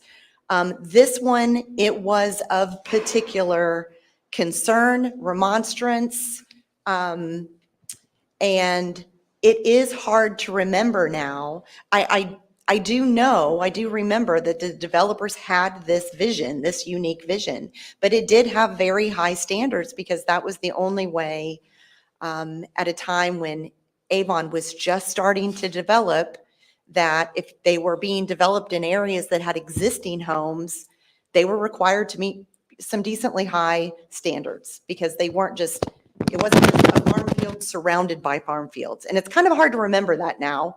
I was born and raised just in Danville, so I remember driving at age 16 all the way to Lafayette Square and only had 2 lights to hit. So it's significantly different. But that is in fact the truth. And I did want to take just a moment so that the audience could understand this zoning is approved. This property is already zoned for commercial use. It has since been determined that gas stations should not be allowed, and so that has been added. I will add that the state of Indiana has its own state ordinances on how close any business with a liquor license can be to a school. So if it's too close to a school, they will not get a liquor permit. That is beyond the scope of what a local body can do. The state will dictate that when they're issuing liquor licenses. So if something like a brew pub where families can go to dinner might have a separate bar section, if that's not within the restricted area, presumably a liquor license would be allowed. If it's within the restricted area, one will not be allowed. There is also restrictions on how close businesses with liquor license can be to each other and within a small area. So presumably there would only be one at this location. I will state too that the drive-through fast food restaurants are only being prohibited as a standalone business on an outlot. If there's a Subway on the end of a strip center or a Starbucks on the end of a strip center, those would be permissible. And Avon has both options. You have standalone Starbucks and you have a Starbucks in a strip unit. You have a Subway within a strip unit both on the ends. Those drive-throughs would be permitted. So since you brought up the liquor license within a school, I'm going to ask, so you know how close that. I'm going to try to talk just really loud. No, we just, Mine was on. I just turned it off. saw his shaking, so it was, yeah. So you're fine standing I would like close to to the ask, microphone. you can help us if you brought that up. How close can an establishment with a liquor license be to a school? I have no idea. I do not, I don't know that standard with the state of Indiana. All right, thank you. But the state is the one that issues liquor license. Just I appreciate bringing that up. So for this discussion, we don't know if it's too close or not. Correct. I personally do not know that. I have a question for staff regarding, right now we are discussing amending commitments, and a number of concerns have been raised about Avon Avenue, traffic congestion, as well as drainage. At what point does a traffic study, if any, is performed, as well as improvements to the street, when, again, we're just talking about commitments today. We're not talking about approving a plat. We're not talking about approving building permits. We're talking about commitments, but these are legitimate concerns raised by the public here. When do those things get looked at? Well, again, whether the road is adequate for the traffic and whether the drainage is adequate for the construction of the development. Well, we would look at it, if it met the threshold for traffic study, we would have done the traffic study at the time of rezoning the petition to do those sorts of things. Now, right now, what we're talking about after the disposition of this petition would be a series of development plan review petitions, just like you did on the dental office and the multi-tenant little office shop back behind that are back off of Avon Avenue. So we wouldn't require any sort of traffic study. There would be drainage review done for those lots. Obviously, when they develop those lots, we would do that. And I think we have a grant to do some road improvements in this area, a community crossings grant, which we would probably do some design work for some drainage improvements there. It may not solve everybody's problems, but we would do something there when we do those road improvements here. So if I understand you correctly, so as they move forward, them or a subsequent developer, whoever, if they proceed with developing these lots, then a drainage study would be conducted. Well, there would be drainage calculations done for the lot upon which the building is being constructed. It's the same thing with the subdivision. When the subdivision is constructed, drainage is studied and designed for that subdivision. And if there is a negative impact as a result of the proposed development, then would the town expect the developer to make improvements to the property to reduce any negative effects as a result of the development for drainage? Yeah, and our experience is post-development drainage is usually better, like 99% of the time than pre-development drainage problems are. Now, do we solve all the problems that exist? No, we don't. But we do site-specific drainage improvements that usually make the issue better. And so going back to the Avon Avenue, so a traffic study would not be required. What would trigger the need? I mean, we're talking about probably, and we may improve, but talk to us about, because concerns have been raised, and so if the staff can help the board or the commission feel more comfortable that Avon Avenue will be positioned or improved to account for the development down the road. If I could interject here. So first of all, that's not why we're here tonight, to discuss that. But I agree that there appears to be issues relating to drainage as well as traffic. I live just up the road from there. I know exactly what people are talking about as far as traffic on 267. It's like, I try to avoid that section of 267 at particular times of day myself. But, perhaps that is something the town could look at in terms of, whatever drainage issues exist now are due to prior development of this property. Apparently, from what I'm hearing. And so these are things not related to why we're here this evening, but perhaps it is something that staff needs to be perhaps taking a look at in terms of. I mean, there is an issue, of course, with jurisdiction as well, because when you get west of Avon Avenue, that's all. And I know we said, these people that are not in the town limits, we should listen to their concerns, but we're not the one that's going to solve their drainage problem if they're in the county. Not on the west side. Right, on the west side. If they're in the town. They would under the stormwater utility though, right? What's that? Wouldn't they fall under the stormwater utility? Not if they're not within the corporate limits of the town. They would fall under Johnson County's jurisdiction. I'm sorry, Hendricks County's jurisdiction. Even if they're unincorporated, they're I don't not- know if Hendricks County has a stormwater utility. No, we have a, We have a stormwater utility, Correct. but it only deals with the corporate. So we may limits of address town. the east side of 267 drainage Right. issues, but we could do nothing about the west side. We couldn't address drainage issues in the unincorporated areas. Ma'am, no, not right now. I'm sorry. I'm sorry. So just wanted to, so that's not why we're here tonight. no, and I agree, I'm on the same page as you. What I was hoping was to provide some color to the public to help them understand and appreciate. Again, yeah, we're not here to vote on whether they're going to expand the road and improve drainage. We're talking about commitments here, but the more transparency and visibility we could provide to, what the town cannot do, I think would help the town. So the town has been made, the staff has been made aware that there are obviously ongoing drainage issues that need to be addressed.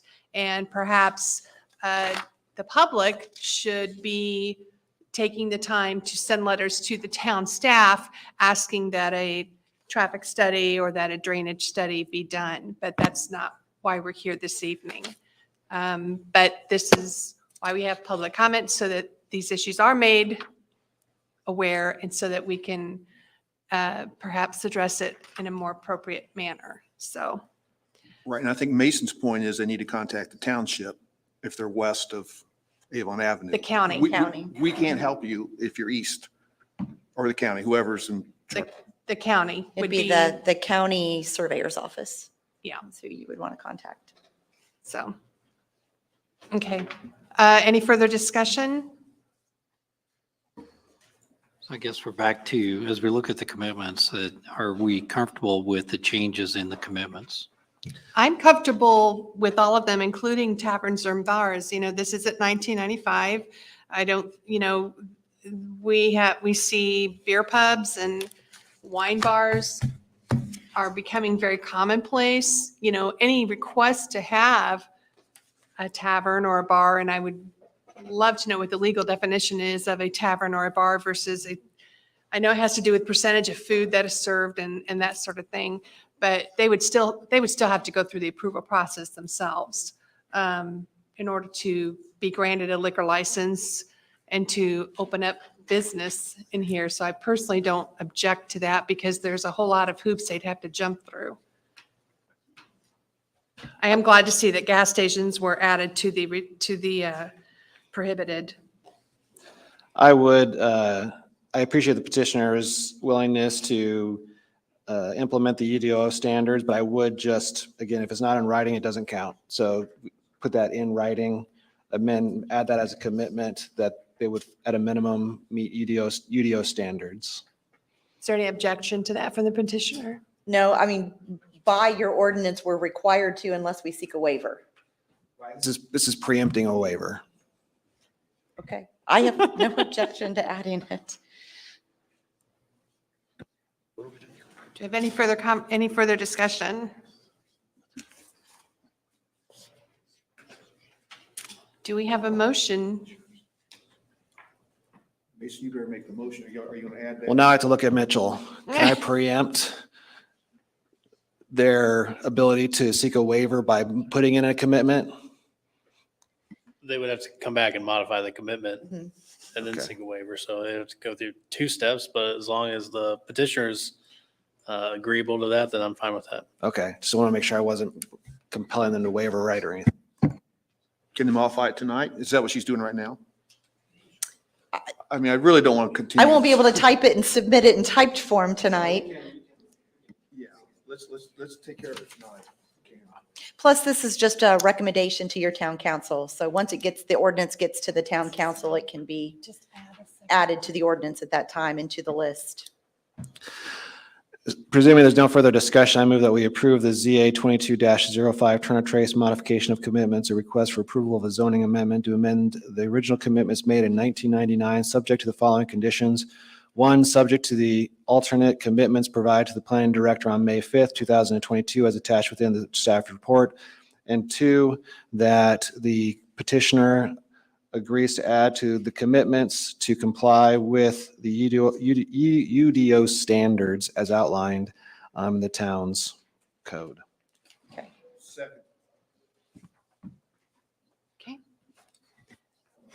Any discussion on the motion? And let's take a vote.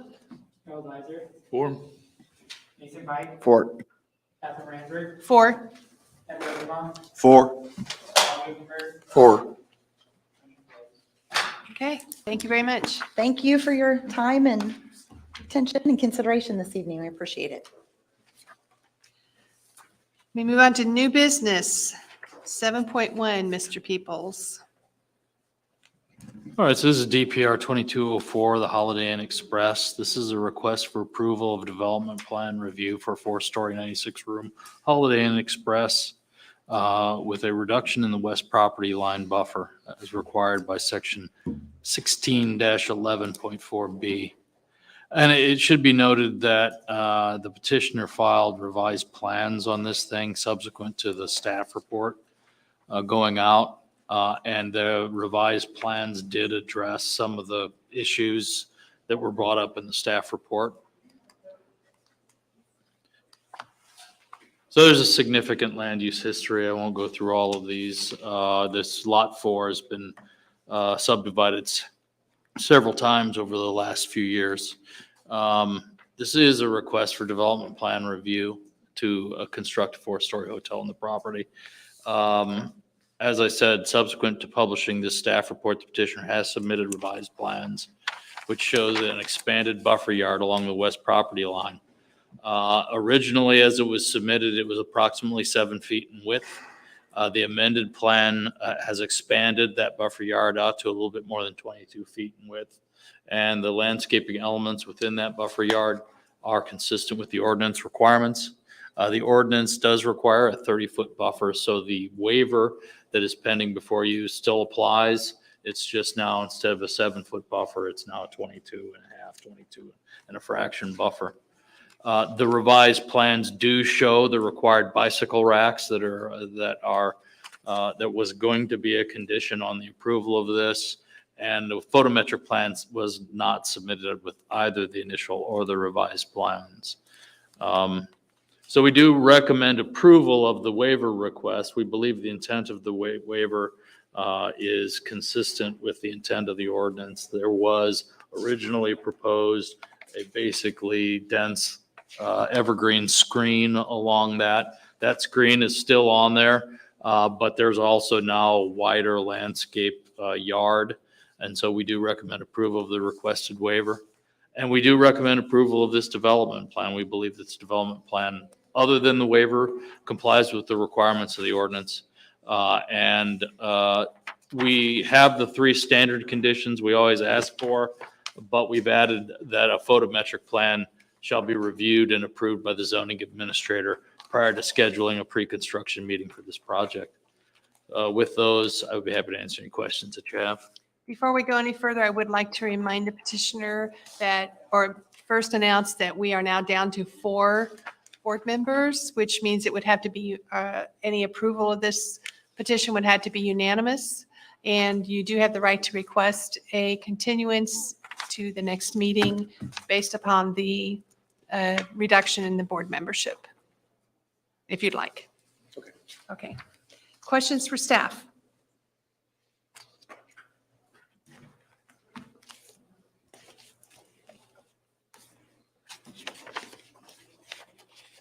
I'm going to ask my standard question. So you received the additional materials in time to feel like you had adequate time to review everything? Yeah, I mean, in this particular case, the petitioner's initial submission was fairly complete. And we were able, through the TAC review, to highlight basically 3 issues. They were inconsistent with the ordinance: the location of bicycle racks, the size of the buffer yard along the west property line, and the lack of a photometric plan. The bicycle rack issue has been taken care of. They have actually addressed some of the, we had some concerns expressed at TAC about the narrowness of that yard, and they did what they could to maximize that yard along the western property line, going from roughly 7 feet to a little bit more than 22 feet, basically about 6-7 feet shy of what the ordinance requires right now. And so, yeah, we feel that we were able to review the submission, the only outlying issue that we have is we don't know the lighting impact. So we have to massage that when we get a photometric plan. And to ensure that at the property line, along the western boundary, it's going to be 1/10 of a foot candle at the property line because they're adjacent to residential. But on the remaining sides, it's 3/10 of a foot candle either on the rights of way or on adjoining commercial property. And we've just got to review that to make sure it complies. Okay.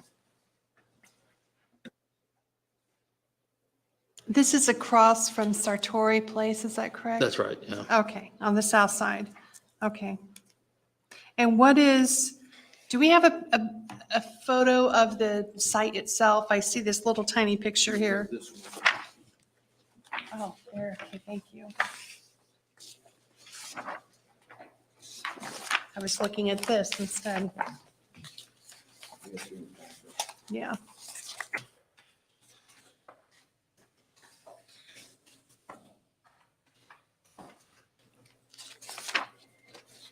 So this that's residential to the west, correct?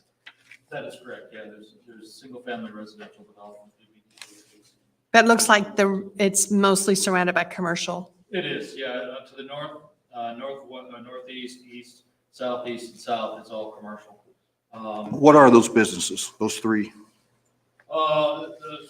There is, I believe, an Car dealer? automobile dealership along 36, and then a medical office building, a surgery center that I want to say is under construction right Yep, now. okay, And yeah. then a couple of undeveloped lots to the south. Yep, thank you. The expectation is that eventually those residential will probably become commercial, I'm assuming. At some point. That would be the plan, that's comp plan. Now, those residential properties are in the unincorporated areas. They've been there for 50 or 60 years along the street there, so. Yeah. So that, again, that area is unincorporated where the houses are? Where the houses are, it's unincorporated. Oh, boy. Okay. Are there any further questions for staff? Okay, petitioner, go ahead. Good evening. I'm Pete Gensick from Gensick Engineering, 407 Airport North Office Park, Fort Wayne, Indiana. I'm here as the civil site designer for this project, representing the Indiana Hospitality Group. Yeah, the staff's presentation is pretty thorough in the broad strokes. I just wanted to touch on the 3 points or the 2 points that are remaining. As far as the lighting plan with the variability of the fixtures that exist and different light poles, we're confident we can submit something that will meet the ordinance. At this time, the property sale is pending, getting the approval of tonight or with the biggest point being the setback along the west side there. The property from east to west, it was kind of a set dimension. A hotel by the franchise standards is a set width. You know, you put parking in the front and back of the building, and those are all kind of just set dimensions. The initial submittal was, it included a patio on the backside of the hotel for the outside of their breakfast serving area. And that pushed the parking lot a little farther to the west. And then we have removed the patio, and that gained most of that space, as well as crunching up a couple of other landscape islands throughout the site. Is how we got to the 22-foot setback along that side. To be able to get to the full 30, like I said, we didn't get to choose our dimensions on our lot from east to west, and so that's where we're at. We might be able to squeeze some inches to another foot out of it, but feel that we've got a solid row of arborvitae that are planted pretty densely, and then some deciduous ornamental trees to kind of break that monotony up a little bit. And then the parking lot will slope down to a swale to intercept some of the drainage that may come off of the backyards of the residential structures. We incorporate that into our storm sewer system just to make sure we're not creating any issues on the neighbors' properties that way. But other than that, if there are any questions, We will open it up to public comment, and then you can come back. It's 8:29. We're now open up to public comment. Has anybody signed up to comment on this agenda item? Is there anybody in the audience who would like to speak on this agenda item? If not, then public comment is closed at 8:30, or actually it's still 8:29. So. I do have two questions, if you come back, sir, just for a second. So I see on the building, you have your signs on two sides of the building, but you're kind of tucked back off of 36. You're no pole signs, I take it, right? Or are you going to put any signage on 36? I guess that's my question. Or are you? No, I don't believe that's us. There's a So plan there's for not that. going to be a large pole sign going up so people can see where you're at? No, Okay, no, thank just on the, like you see. Just on your building East and yourself? west face on the Yes. north end of the building, so. I see it in the picture, yes, sir. That should be visible. The buildings along 36 are one and a half story buildings that. So the entranceway into the Holiday Inn will you have one on Avon Marketplace and on Kingston Street, or how will you actually get into the property? We're actually using a shared access. The public street south of the Goddard School, which was directly. Oh, that's the Guard School. It's directly north of you? Yeah, they're directly north of us. That street has been vacated, and so for most of our frontage on it.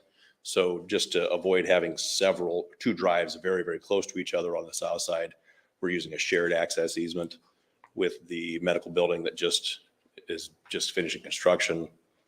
So that'll allow us access to the north. And there's an easement in place for when the property develops further south that we'll be able to access. So you're talking about looking at this Yeah, can we here, see the white strip between the two buildings right on 36, and then your lot and the building to the east of your lot? Right, both of our entrances, for our site, both of our accesses kind of north and south of the canopy at the front Okay. door. Okay. There's now existing pavement there. And then you'll be able to go straight up north to the street Okay. on the north side. And then eventually that'll be carried farther south with an access to Kingston, so. And your building is taller than the surrounding commercial buildings, Yes, correct, it's 4 which is stories. why you would be able to be seen from 36. Correct, yep. Okay. So you say that, so is that road being used? I guess I'm a little confused. Is that road being used now by the school?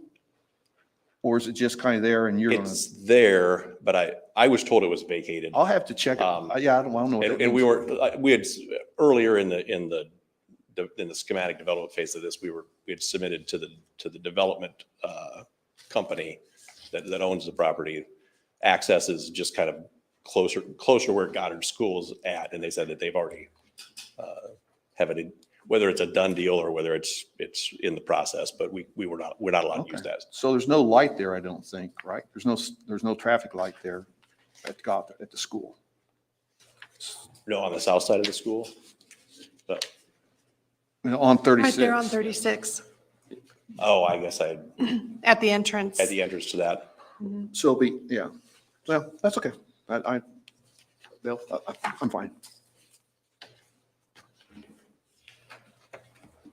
Any further questions for the petitioner? Harold? Paul? I would say that the one thing that I like the development, there's growth and people coming into Avon where you have a company who wants to come in and build a hotel. Because you wouldn't be doing that if you didn't think that there is business that's coming in there and there is a need. So I like that. And it's good to see that there's this type of development along it's not on Kingston Street, but it's close. And that was kind of I hope that as another quarter that we get some good development there. So I think it's a good development for that area. When do you expect the photovoltaic study to be submitted to staff? I'd have to talk to the architectural firm on that. They'll put that together. At this, like I said earlier, at this point, we're trying to make sure that we can get this building built on this property before they close the land sale. I think then the owner will have a decision to make as to how quickly they push for actual building permits. We have 2 waivers requests, is that correct, Bill? It's just the one. Just the one? It's just the width of the of the landscape buffer yard on the west side of the property. Oh, okay, so we're not, I see two sample motions. One's for the waiver and one's for the DPR. Oh, one of them is for the approval of the waiver, and the other one is for the. approval Okay, of the- gotcha. Never mind. So the buffer is going, isn't it going, maybe I misunderstood this. Isn't it going from 7 feet to 22 feet, or did I am I confused? Correct. It's right. Is the 22 feet, right? We're no It's longer, supposed to be 30, is that? It's supposed to be 30. That's right. Yeah. What's the 7? What was it? The 7 was the original proposal that they'd proposed. Oh, they When we had- originally when we had a proposed patio 7. in the back Then they of the moved the building. parking lot a little Yep. bit and got to 22, but that's the best they can do. So now we got to give them the other grace and mercy for the other 8 feet. Okay, gotcha. Any further questions for the petitioner? Any further comments from the petitioner? Do we hear a motion? Make a motion for waiver 1 of DPR 2209 and move that we approve waiver 1 for DPR 2209 Holiday Inn Express, a waiver of section 1611.4B to reduce the required landscape buffer from 30 feet to 23 feet. Do you have a second? Second. Let's take a vote. Harold Iser, 4. Jason Byer. Catherine Ranford, 4. Ed Rosenbaum, 4. Augie Hoover, 4. Now that the waiver has been approved, we move on to, is there any further discussion with the petitioner relating to the approval of the development plan? In that case, do we hear a motion on the approval for the development plan? Now, I'll move that we approve DPR 2209 Holiday Inn Express, a request for approval of development plan review to allow for the construction of a new 4-story, 96-room Holiday Inn Express hotel, subject to the following conditions. 1, a photometric plan shall be reviewed and approved by the zoning administrator prior to the scheduling of a pre-construction meeting for the project. 2, any revised plans must comply with all commitments and conditions noted as part of any approval granted. 3, the project receives any necessary review and approval by Crossroad Engineers on behalf of the town and the Hendricks County Drainage Board. And 4, the development will comply with all the relevant portions of the subdivision control ordinance and the town code, and comments by Public Works, the fire department, and Crossroad Engineers at the pre-construction meeting, since it has met all of the standards of the Avon zoning ordinance. Do you have a second? I'll second. Let's take a vote. Harold Iser, Catherine Ranford, 4. Ed Rosenbaum, 4. Augie Hoover, 4. Okay. Thank you very much. Thank you. Moving on to the next agenda item, 7.2. ZA 2206 Village Place Townhomes. This is a request for approval of a zoning amendment for an 11.02 acres from zoning amendment, changing 11.02 acres from R2 to R4 for a townhome development. The 11.2 acre property is located at 350 North County Road, 900 East, and is an adjacent property to the parcel to the south. In this particular instance, you are getting the senior planner to present a case or cross-training some people into different aspects of it. So I'm going to turn it over to Ian, and Ian's going to take this one for your review. Thank you, Bill. As stated, this is a request to rezone 2 parcels from R2 Mixed Residential District to R4 Multifamily Residential District to allow for townhome development. There's minimal land use history associated with this subject parcels. It was voluntarily annexed into the town of Avon as part of Ordinance 2037 with the zoning designation of R2. This is the subject property here in question. You'll want to note the surrounding land uses We have Harvest Landing Commercial Subdivision to the south with Costco here. To the north, we have the Prairie Manor Single Family Residential Subdivision to the north, and some residential single families to the east of 900. To the west, we have the YMCA here. The conceptual plan provided as part of this petition indicates 109 two-story front-loaded townhome units. That's a total gross density of approximately 10 units per acre. And the townhouse buildings range from 4 to 6 units per run. You'll see that in the site plan I provided to you. This proposal will be served by one boulevard entrance off of North 900 East, and it will also include an emergency access to the south. That emergency access will be from the Costco Harvest Landing parking lot drive to the south, and that's just to allow for emergency fire access. We'll note that the fire department is agreeable with this access as being used for emergencies, subject to the conditions outlined within the staff report. Here is the concept map provided to us by the petitioner. As stated, we have a boulevard entrance here off of 900, the emergency access here connecting to Costco. Yeah. So we'll touch on street access.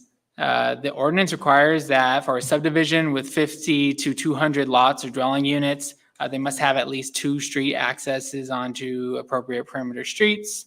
The 2 street access points must be on different perimeter streets or at least 1,200 feet from one another if located on the same street. One of the required streets access points may include connecting to an existing substreet. So if we take a look here, if it were to be on a single street, perimeter street, we wouldn't be able to reach that 1,200 feet spacing there. So the location and configuration of the property makes providing these accesses challenging, and that's where we come up with the emergency access to the south.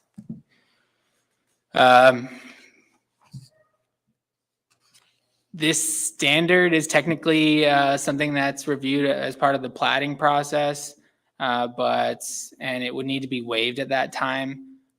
But we thought it was important to discuss that today and review it during the rezoning process, since it's practically impossible to provide those 2 accesses as necessary.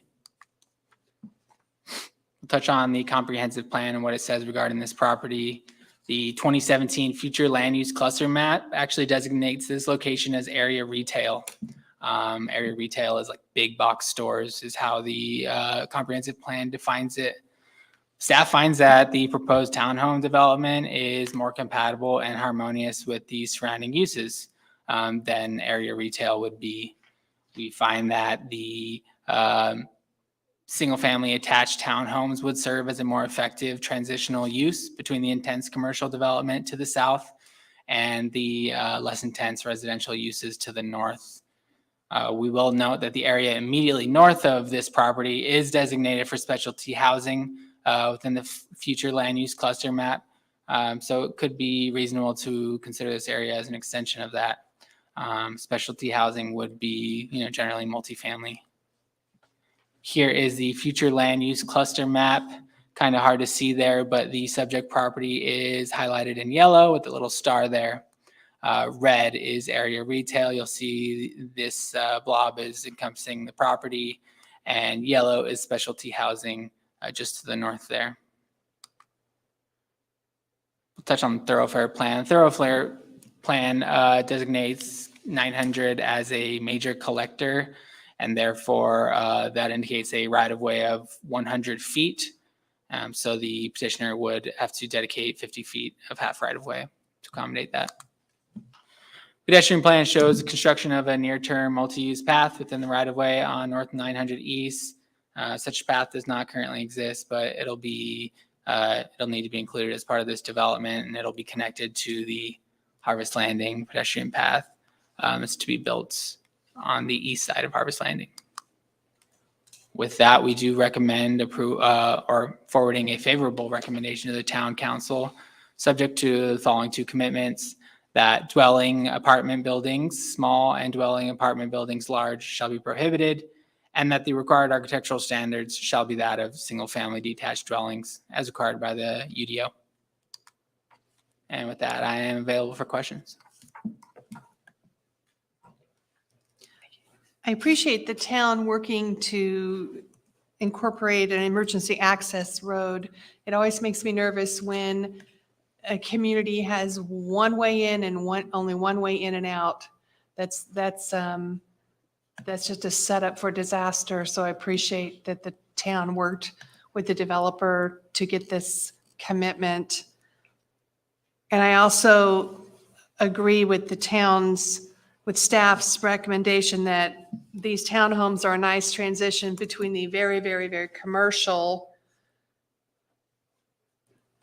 development to the south versus the residential and the church to the north. I think that that's a good use of that land.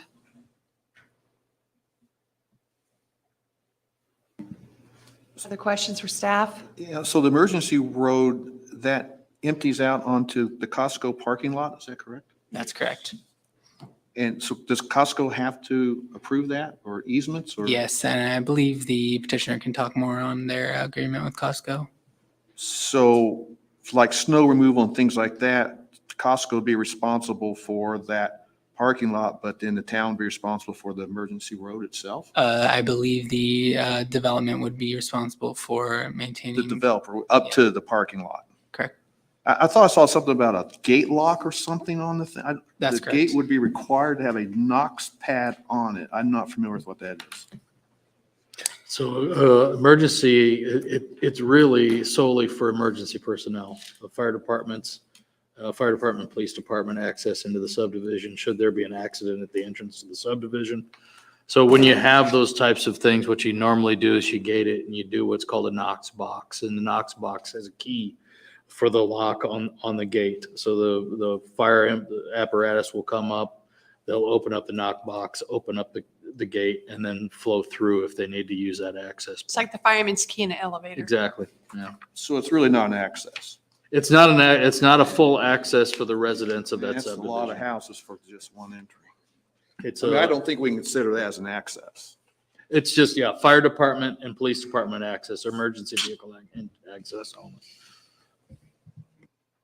What what changes do we expect in the near future on 900 East as far as north and south from the entrance here?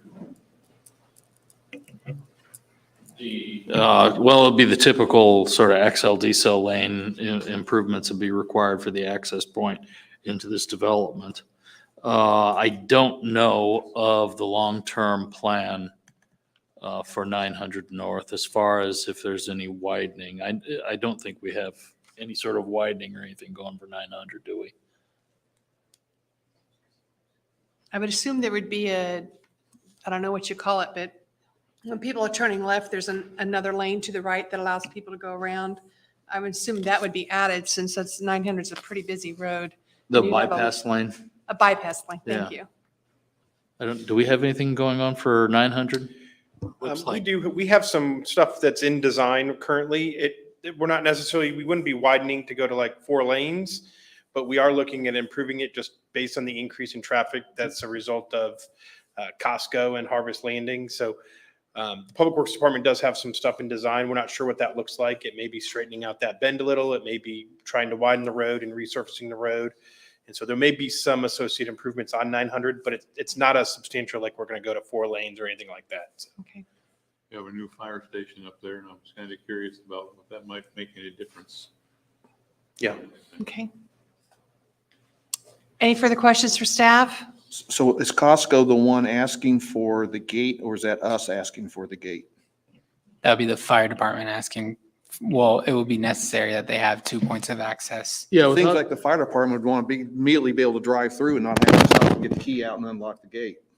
Well, and the purpose of that access is only for their second means of egress in the event that the main access is blocked.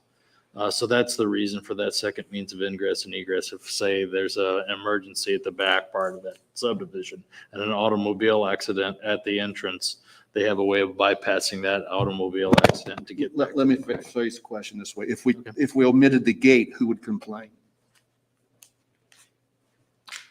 If we omitted the gate, Who would complain?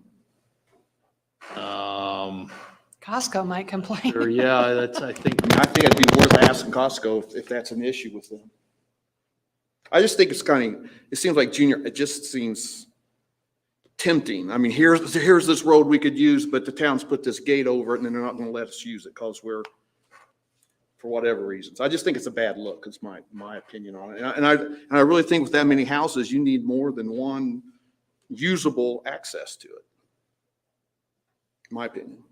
I would ask Costco if they object to the gate. If we haven't asked them that question, I'd ask them that. And now if they're insisting that you can't put the road in unless we put the gate there, because I would think Costco would sort of want the activity. Is the street on that side of the Costco parking lot, is that Costco property or is that? it's private community- property. So they didn't dedicate that road to it? No, that's, there's, the only road that's dedicated public would be that other road, Dr. Nelson? Dr. Charles Nelson Drive down south. But yeah, the Costco property is all private property at that location. Would that stay that way without lot development also then? It'd still be Costco? Yeah, well, there's so the access point is right sort of on the seam between the two lots there. And then there's an undeveloped lot, and that lot was intended for a multi-tenant retail center. But we haven't had any sort of development proposals for that filed with the town. Okay. I don't know if that So answers your it's question. kind of like a drive between commercial developments like with Target and outlot restaurants there. That's part of that Yeah. development. Okay. I mean, the more I think about it, if there's a fire in there, the fire department's gonna want to go down 900 East to get into the property. They don't want to drive through Costco's parking lot with their fire trucks, sirens blaring. There's just too much traffic, too much going on in the Costco parking lot to take the fire trucks through it. But I think the point is, if there's a fire or a serious accident at the entrance, Because it's blocked? Oh. Yes, correct. I would want that extra access point. We've just seen those in like apartment developments where provide an access point, but not allowing free access because of getting traffic inside the development that's undesirable.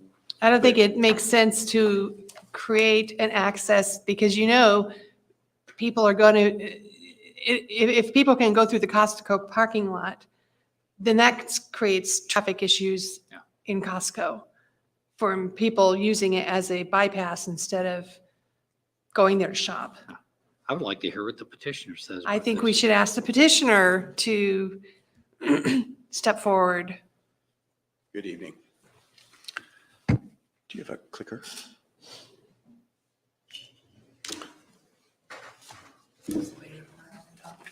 I'm sorry, let me hear that again. Oh, that's great.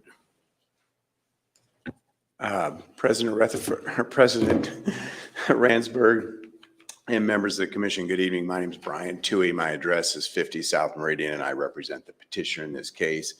Thank you for hearing our case this evening. I would have had a tie on like your learned counsel, but I have not mastered the one-handed knot yet. I'm working on that. This is a petition by Lennar Homes of Indiana, and here with me tonight from Lennar Homes of Indiana is Craig Jensen, their division president, Kyle Eichhorn, who is an engineer with them, and Kylie Amick, who handles land entitlements. Normally, a gentleman named Tony Bagato would have been here on behalf of Lennar, but his wife is delivering their newest baby as we speak. So these folks are standing in. This is a rezone of 11 acres from R2 to R4 to allow for 109 townhomes that are for sale.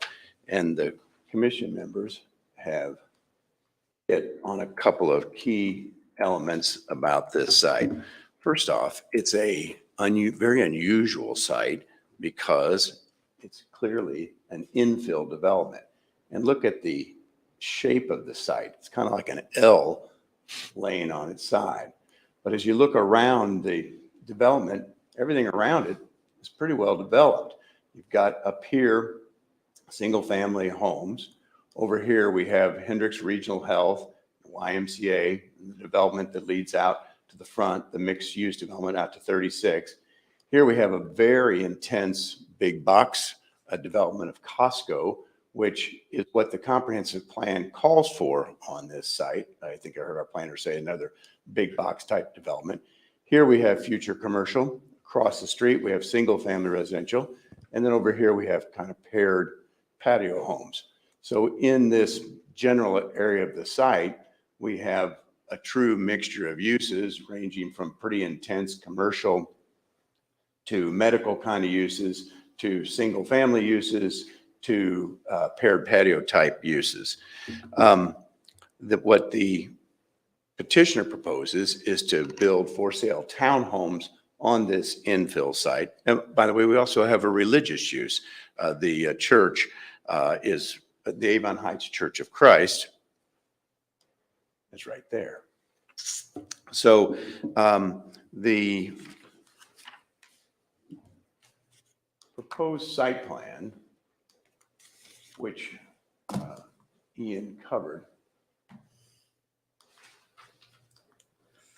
shows 109 townhomes in buildings that would range from 4 residences to 6 residences.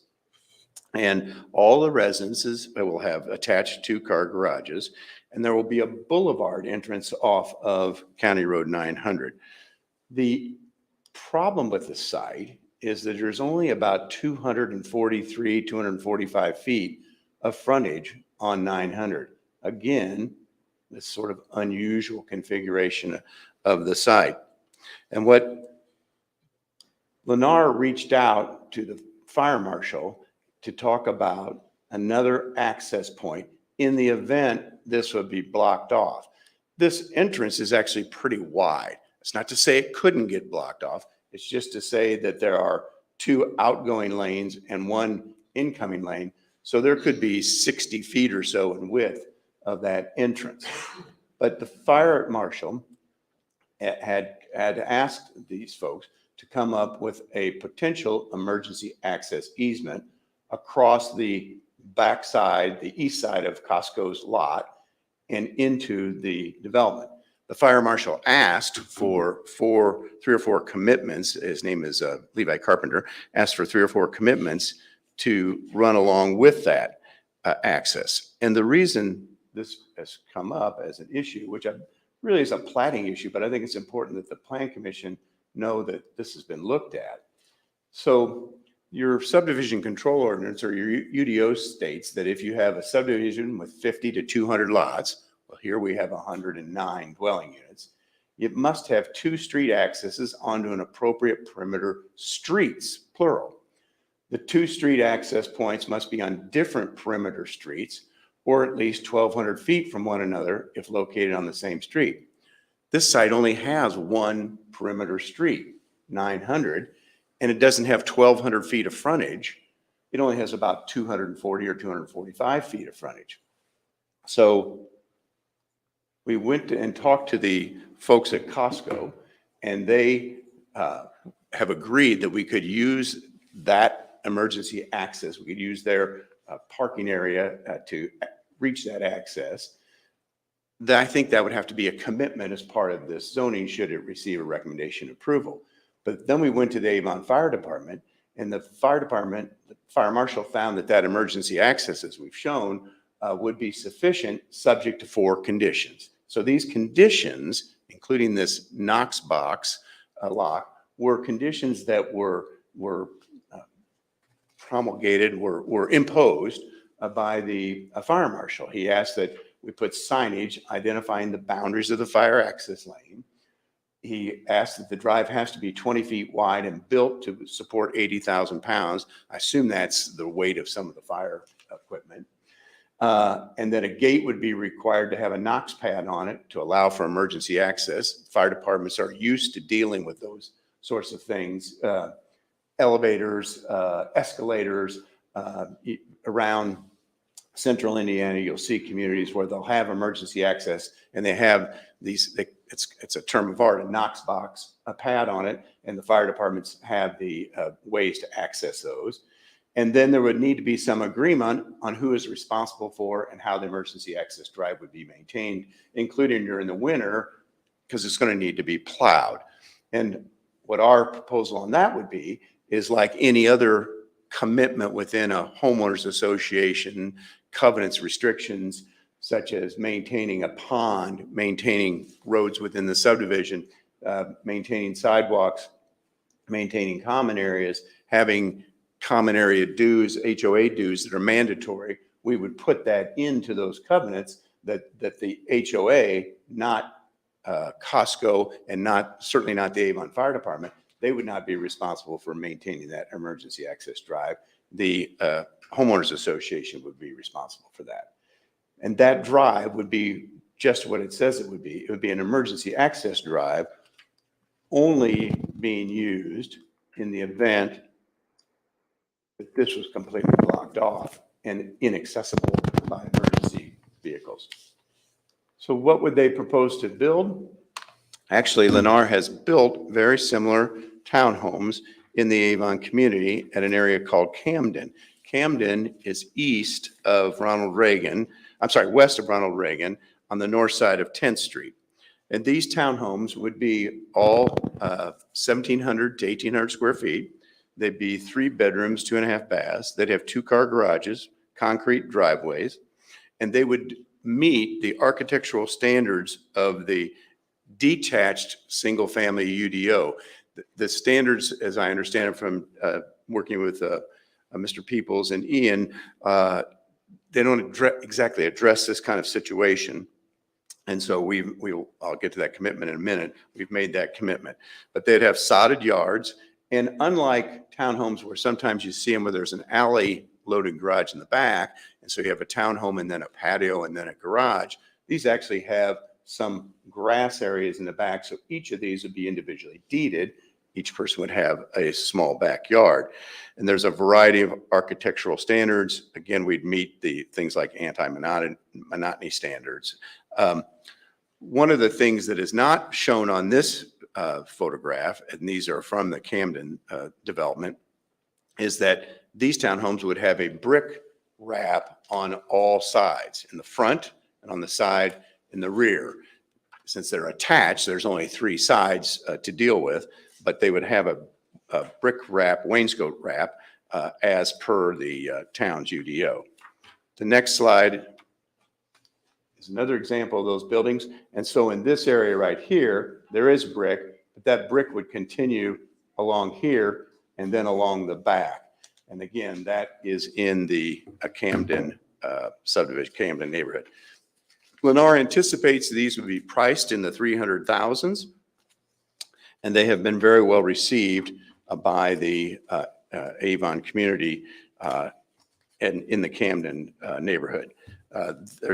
My next slide is a rendering of 4 residences within one building. The other 2 I showed were, I think, 6 and 5. As to the exact pricing, we don't know that yet. Some could be higher than the 300, some may be slightly lower, but we believe these will be in the 300s at the time that they are sold. In terms of timing, they expect this, if this is approved, to start construction in 2023. And so about a year from midsummer, a year from this midsummer, they would hope to start to see homes being occupied or built.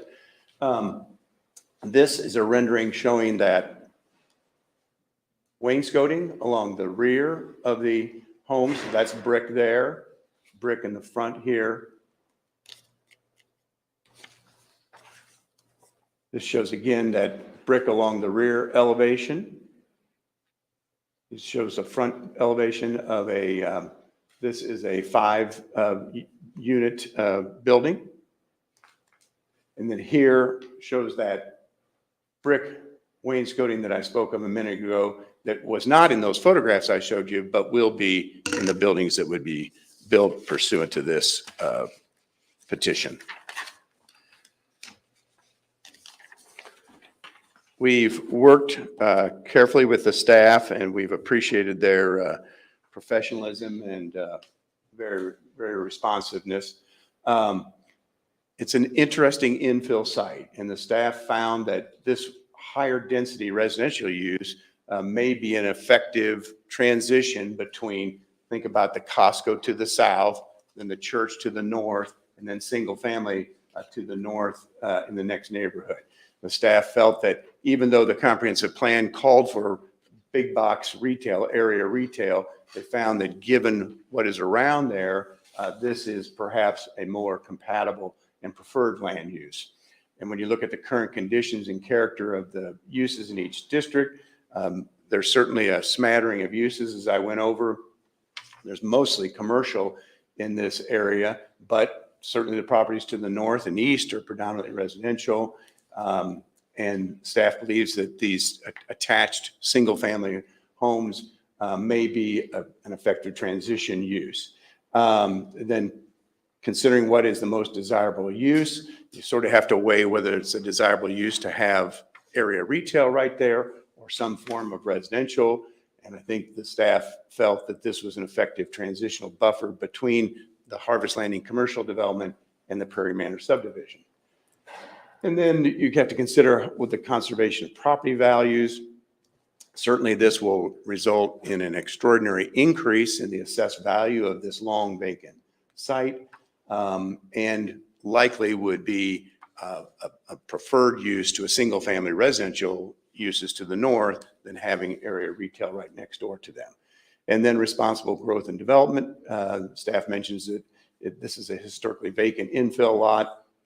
And they believe that while it doesn't align exactly with the recommendation of the comprehensive plan, it is consistent with the specialty housing designation. And the staffing concludes that this is a more harmonious and consistent use with the surrounding land uses than the area retail designation. Staff has asked for 2 commitments, which we've agreed to, that apartment buildings would be prohibited, and that the required architectural standards would be that of a single family detached dwelling as required by the Unified Development. So even though these are attached, they've asked us to commit to the single family detached dwelling architectural standards, and Lennar has agreed. Again, thank you for your time this evening. It's an 11-acre site. It's kind of an infill development. There's a proposed 109 townhomes on the site. They would have 3 bedrooms, 2.5 baths. It's about 1,700 to 1,800 square foot per home. We believe the price will come in the 300,000 range. We would hope to start construction work in the summer, fall of 2023. And the staff has suggested that the Plan Commission provide a favorable recommendation to the Town Council. Thank you again for your time this evening. We'll try to answer any questions you might have. I have a question about the emergency access road. Where would the gate be located, on the south side or the north side of the road? I would think it would be located where the fire department tells us to locate it. I would think they would want it close at the south side so that they know they got a straight shot in, but we would be directed by them. Okay.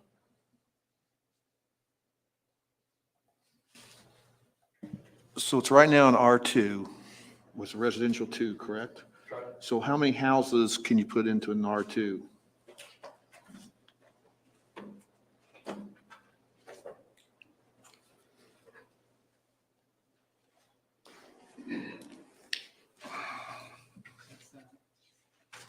That's 3 units an acre. 3 units an acre. This is 11 acres, so we're talking about 33 houses then? Man. I mean, we just, I try to ignore the noise, but we just hear so much about roads and congestion, and to me, this looks awful crowded, man. 900 East you're asking a lot out of 900 East, and you don't have the access roads. You're going from 33 homes that's zoned for to 110. I got some issues, guys. I don't know. See what the rest of it. I actually like the proposal, considering this is a unique piece of property, considering what it's surrounded by. I mean, it really is surrounded by just about every conceivable type of development other than warehouses and heavy industry. And I think this is this is a good use of this property and in the transition from heavy commercial of Costco and the YMCA and the other commercials to purely residential on the north side of that property. I think it's, I think it's a good use of that land. We are in desperate need of more housing, and this meets the criteria. We're in desperate need of more housing that isn't apartments or single-family homes. And I think this addresses that. So these are all 3 bedrooms? Yes, sir. So to me, that says family, kids. Certainly there could be children there, but their not ideal. I'll take that word back, take that off the record. Their targeted customer is probably a new family that's just formed. And you think about it, a lot of people are working remotely. So even though you might only need 1 bedroom, you'd have another one for a guest, and then you'd have one for an office. Or it might be folks like me who want to downsize and they don't want to maintain the yard or maintain the exterior of a home. And so my wife and I want a guest room for the kids to come by and an office or a little workout room. That's the reason for the 3 bedrooms. Both you and your wife have a car, right? We do. So I see on average 1.5 cars. So that's like 170, 160 cars going into that place. Yes. And my respectful response to that would be that it's under the comprehensive plan, you would see exponentially more cars than that of the use that's proposed under the comprehensive plan. Certainly wouldn't see exponentially more. I thought on a comprehensive plan, it's 33 houses. Under your comprehensive plan, it's called for area retail, big box retail. But it's not zoned that, it's zoned R2. That's why I was careful about saying that. And I was very respectful. So that argument doesn't hold any water because it's not zone retail. Well, I think the argument that does hold some water is, I don't think you're likely to get 3 homes to the acre, single-family homes right next door to Costco. I think you're more likely to get retail development, which is what the comprehensive plan calls for. And so this site is sort of an infill site where you've got a chance to put a different sort of product in between single-family developments up here on the north, very intense commercial to the south, a terrific amenity right next door with the YMCA and that track, where then you could have a multifamily for sale development that could take advantage of that YMCA, a church, walk to those restaurants, walk to Costco. I think it's a use that really fits on kind of an unusual site. Yeah, I'd jump in and I would agree with Catherine. I think it's a good development for that transition because when we looked at the comp plan years ago or several years ago, there was a demographic study and it called for that we should anticipate a need for this type of housing as Avon ages and then as young people are coming in that they're not looking for single family homes. They're looking for something like this. They're looking for apartments. And so I think this is really addressing that need for those individuals that are looking for a home that they don't have to maintain the outside. And we are seeing that demand. And I do like that it's that transitional development between Costco as well then the single family homes. And it is right there by the Y's. So I think it'll attract the type of residents that are being described there. I think that it reminds me a bit of when we were first considering East and Gray, and I asked the question, why is 50% of the housing in age restricted? And it's a similar type of setup. And the answer from that developer was because the demand for that is so huge and there's such a limited amount of supply.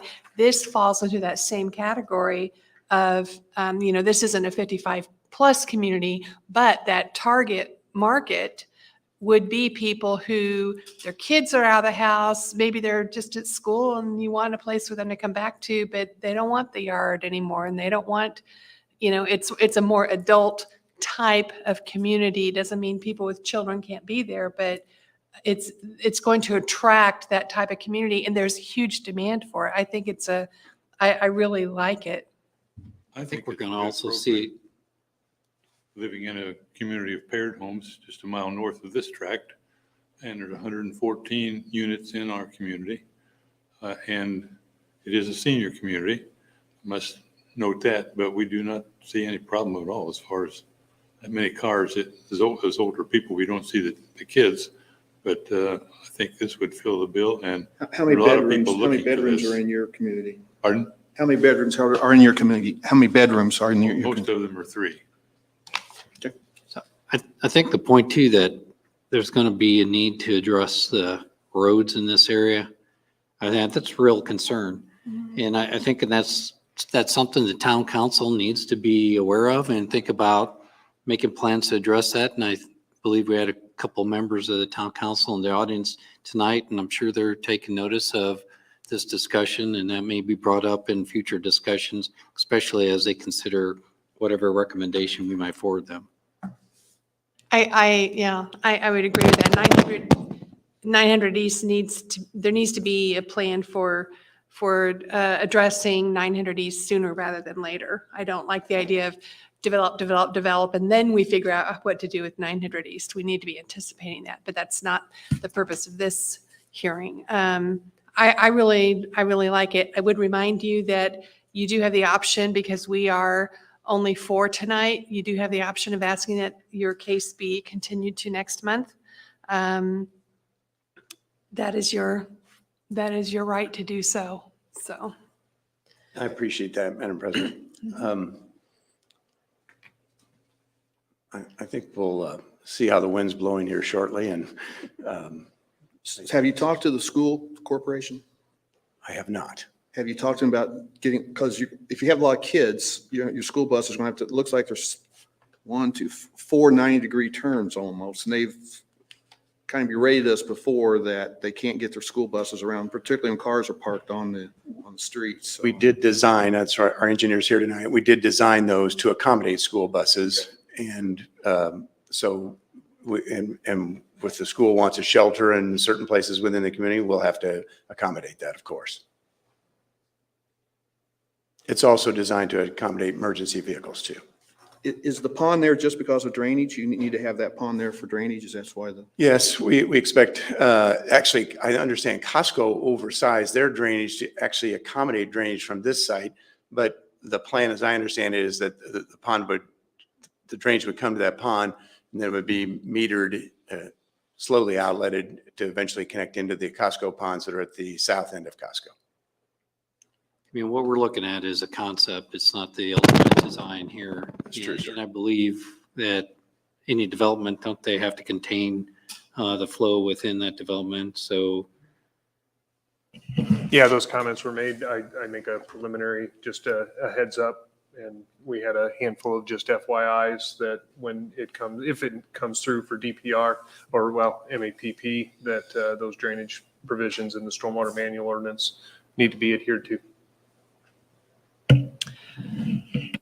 Thank you. I assume all the petitions were noted, right? I mean, he put the signs up in the yards, and we have nobody from the public. Well, we're gonna going to do do it that. now. Yeah. Do we, let's you. go ahead and go to the public comments section here. Do we have anybody signed up to speak on this development? Okay, do we have anybody from the audience who would like to speak on this development? My name is Tim Pettigrew. I live at 8854 Prairie Trail. I live to the north of this proposal. No comments from anybody in the neighborhood on this project? That's a question. There is a letter of remonstrance that I provided to all of you, and I was going to bring that up once the public hearing was completed.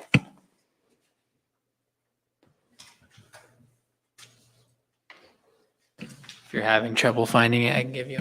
From Tracy and Jennifer Howard. That's correct. Prairie Trail, they live in the same neighborhood. Yes.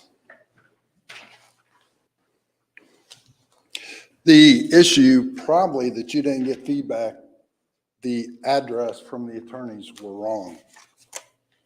They called out that this takes place at 350 North 200 County Road 200 East. When I first read this, I said, it's not our neighborhood. Where are we getting this? So how many other people in that, on Prairie Trail had that same input, or even across the street on the other side of 900? Can you say again what it is that the letter? Yes, That you I received. can give it to you. They call out that the 11-acre site in town of Avon, Indiana, section 11101, township 0015, in range 1E, located at 350 North, County Road 200 East. Instead of 900. Instead of 900. Now, when I read that, I said, it's not mine. Why do I? Sure.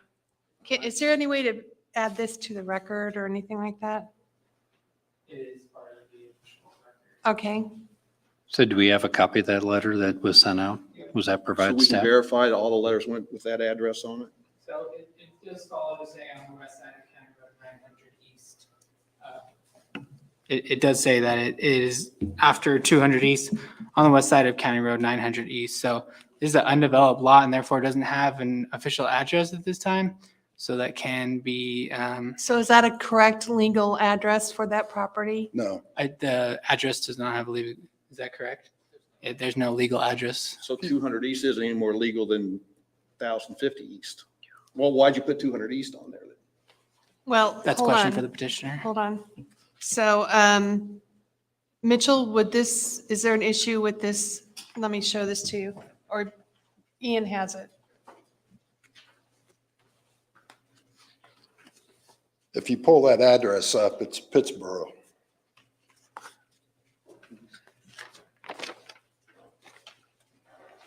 But my question is, how many of my other neighbors, I did not recall that this being as important as it was.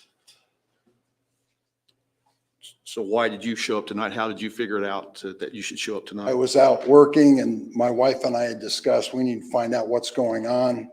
The property adjacent to us on the other side, the north side, is 15.4 acres of, used to be a horse farm. So there's been surveys out there. There's been people drilling wells for soil borings. And so we're going to get sandwiched here. The problem is when Costco came in, everybody exits a lot of traffic on 900. We can't get out of our neighborhood the way it is. So to address the road on 900 East is going to be absolutely critical for us to get in and out. And as you pointed out, it needs to be done now instead of later because it is a problem now. Mitchell, where are we with that?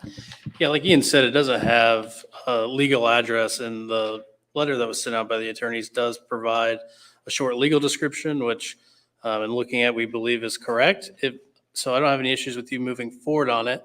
However, if you have concerns that maybe individuals in the surrounding areas might have been confused about it, then you can certainly continue the petition and have the petitioner recertify the notice. Yeah, I have a concern when it says 350 North, 200 East. I have a That concern. is not the That would, location yeah, of this that would property. concern me too, even though it says west of 900. It's legal, who knows what legal description means? Well, Even if they kept that language, if there was additional language saying this property is located north of Costco and south of whatever the name of the church is, so that people knew exactly, just a more descriptive language of the location, that we may have, but we did receive one letter of remonstrance, correct? Right. So two people at least have actual knowledge that it was concerning this property. Can we have the petitioner step forward quickly, just to answer a couple questions? Thank you, sir. Aren't they in the same house? Okay. I just want to get some clarification from the petitioner. Yes. Can you tell us how many letters were sent out informing people of the meeting? Yes. Let's see here, 3. 30 plus 37 letters were sent out.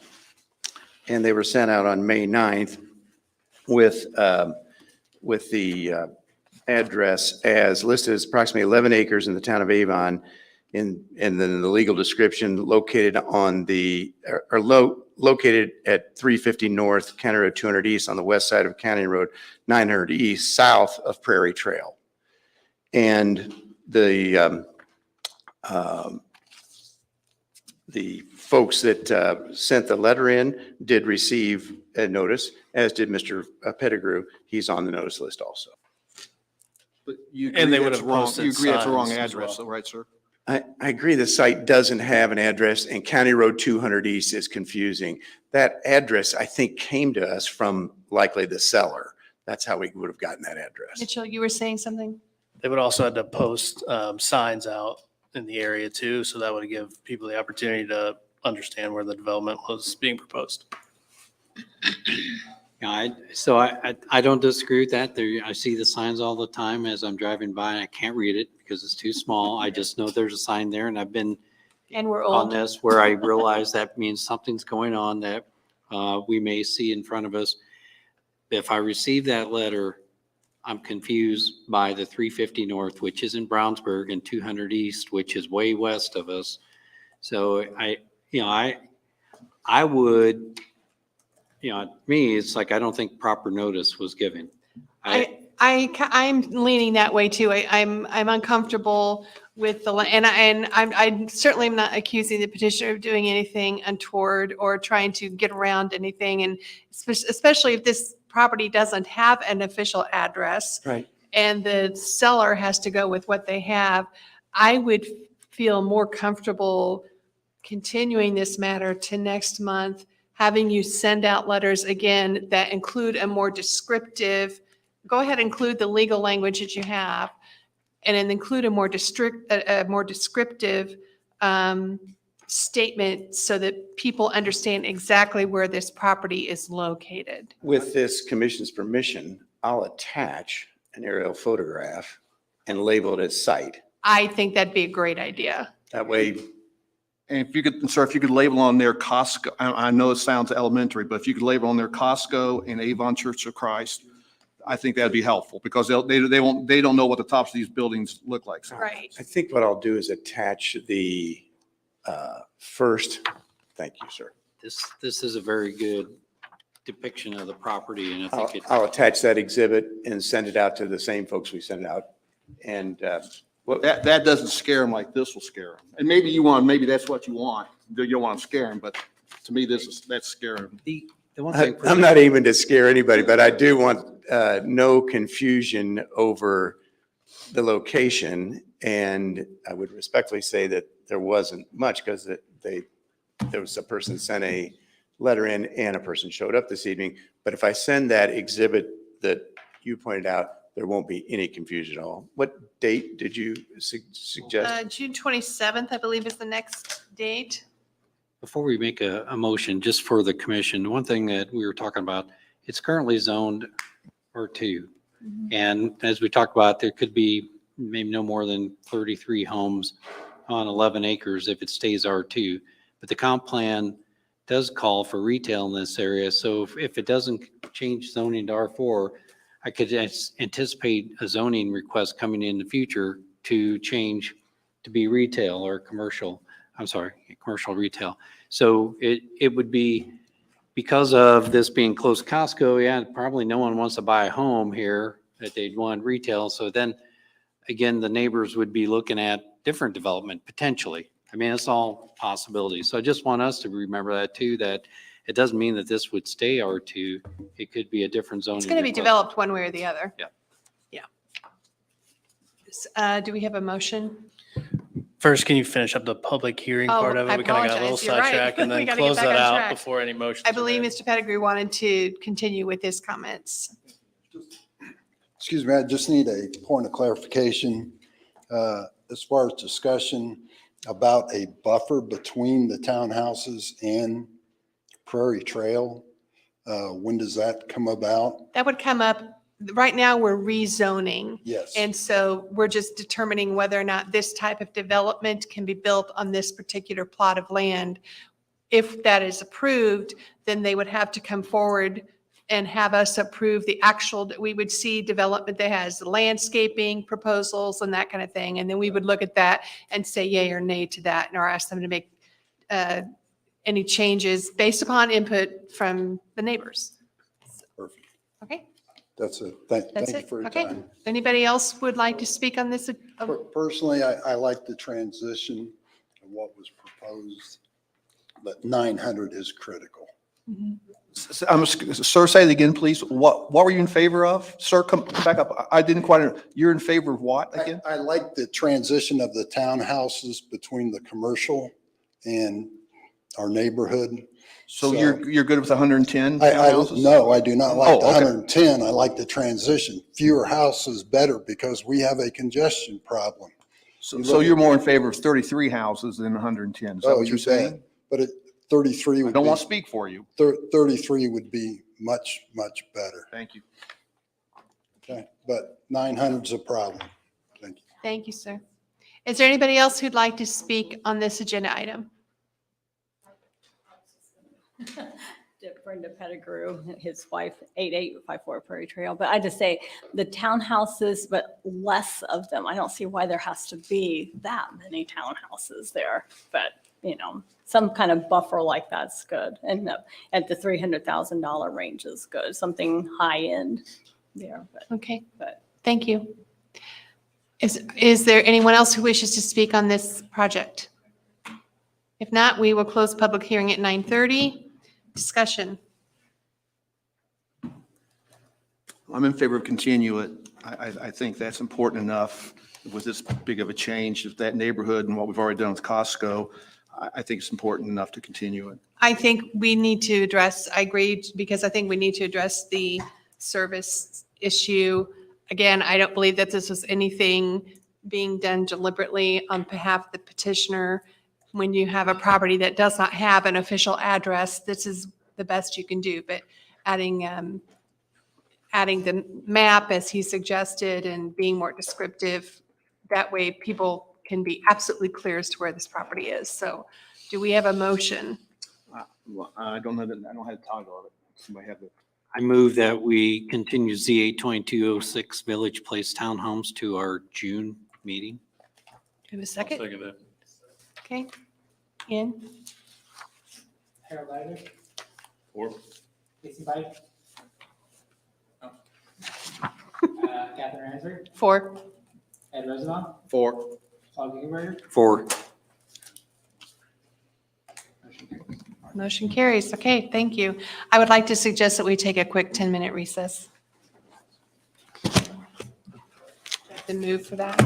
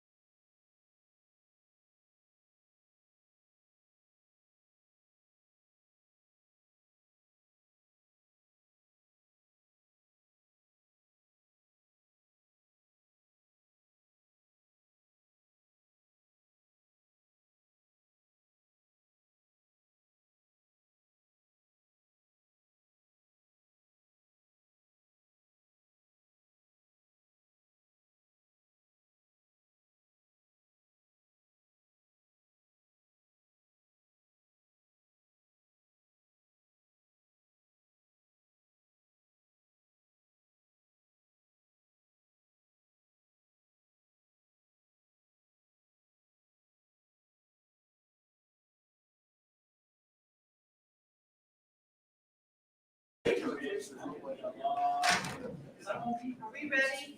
I am.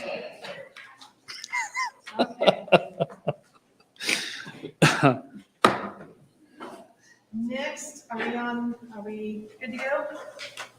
I think we are. Okay, here we go. Next item on the agenda, Mr. People, item number 7.3.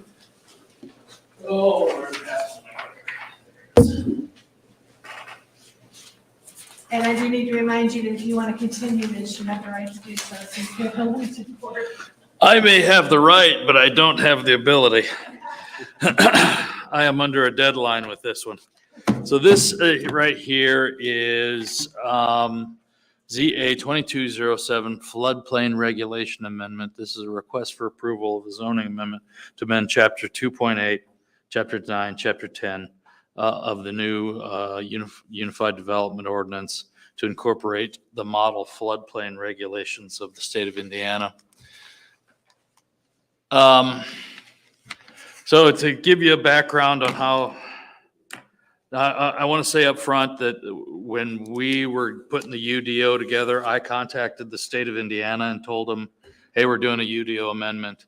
If you've got new model floodplain regulations, then please forward them to us and we'll get them in there. And we would have taken care of it. And the state said, well, we don't have them quite ready for you yet. So I said, oh, okay. And literally, when we got this thing, the council passed the UDO. If it was a week later, the state contacted me and said, "Hey, by the way, we've got the new model floodplain ordinance out and ready, and you have to incorporate it into your zoning ordinance." Now I think it was March 15th is when they did that. What happens is we participate in the National Flood Insurance Program, and part of the National Flood Insurance Program is managing our floodplains. And we do that by utilizing the FEMA flood insurance rate maps, which designate areas for floodways and floodway fringes, and also by incorporating flood development ordinance or flood development regulations into our ordinance. Those flood ordinances, that flood ordinance is given to us by the state of Indiana. The state of Indiana basically says, this is what you have to adopt.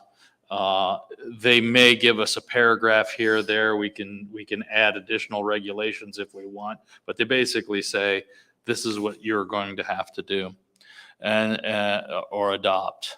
We're getting a new set of flood insurance rate maps. Those flood insurance rate maps come into effect, I believe, June 15th, and the state wants our ordinance in effect by June 15th of this year. The model when they gave us the model ordinances, we forwarded it to our consultant. The consultant put it into the UDO format. That UDO format then portions of the model ordinance into chapter 2, chapter 9, and chapter 10, depending on what it was.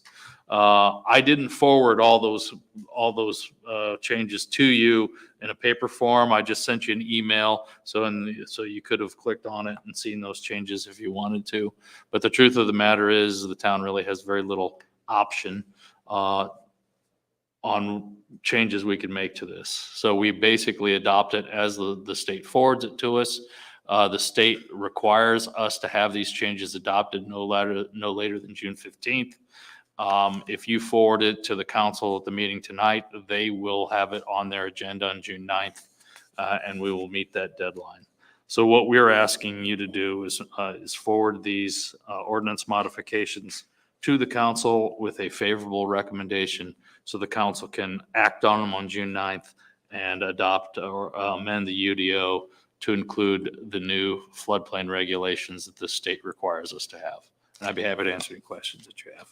And so basically, we have no choice. We have to adopt this because we participate in the National Flood Insurance Program. Right. And that's one of the requirements of participating in that program. Well, I mean, technically, I guess you could say we have a choice. If we don't adopt these, the state disenrolls, or FEMA disenrolls us from the National Flood Insurance Program. Which we would not want. Yeah, because then people who have mortgages in floodplains then would run into problems. because they wouldn't be able to get insurance any longer.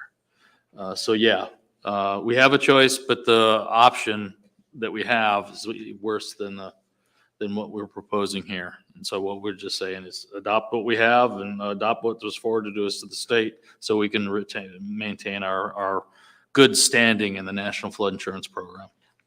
Were there any major changes to the model? Not any major plan that was sent changes. that you saw? Just like any model ordinance, it just increases some regulations. It increases a little bit of flexibility in certain areas. But for the most part, it's pretty much the same as what we have, but there's been some additional regulations added in. Just tweaked. Yeah, just some tweaks over time. Every time we adopt a new flood insurance rate map, the state makes us adopt a new floodplain regulations. So Bill, do you have a typo in that fourth bullet point? Should that be June 9th, 2022, or do you mean? Oh, 2022. Yeah, that's a typo. That's a typo. It should say 2022.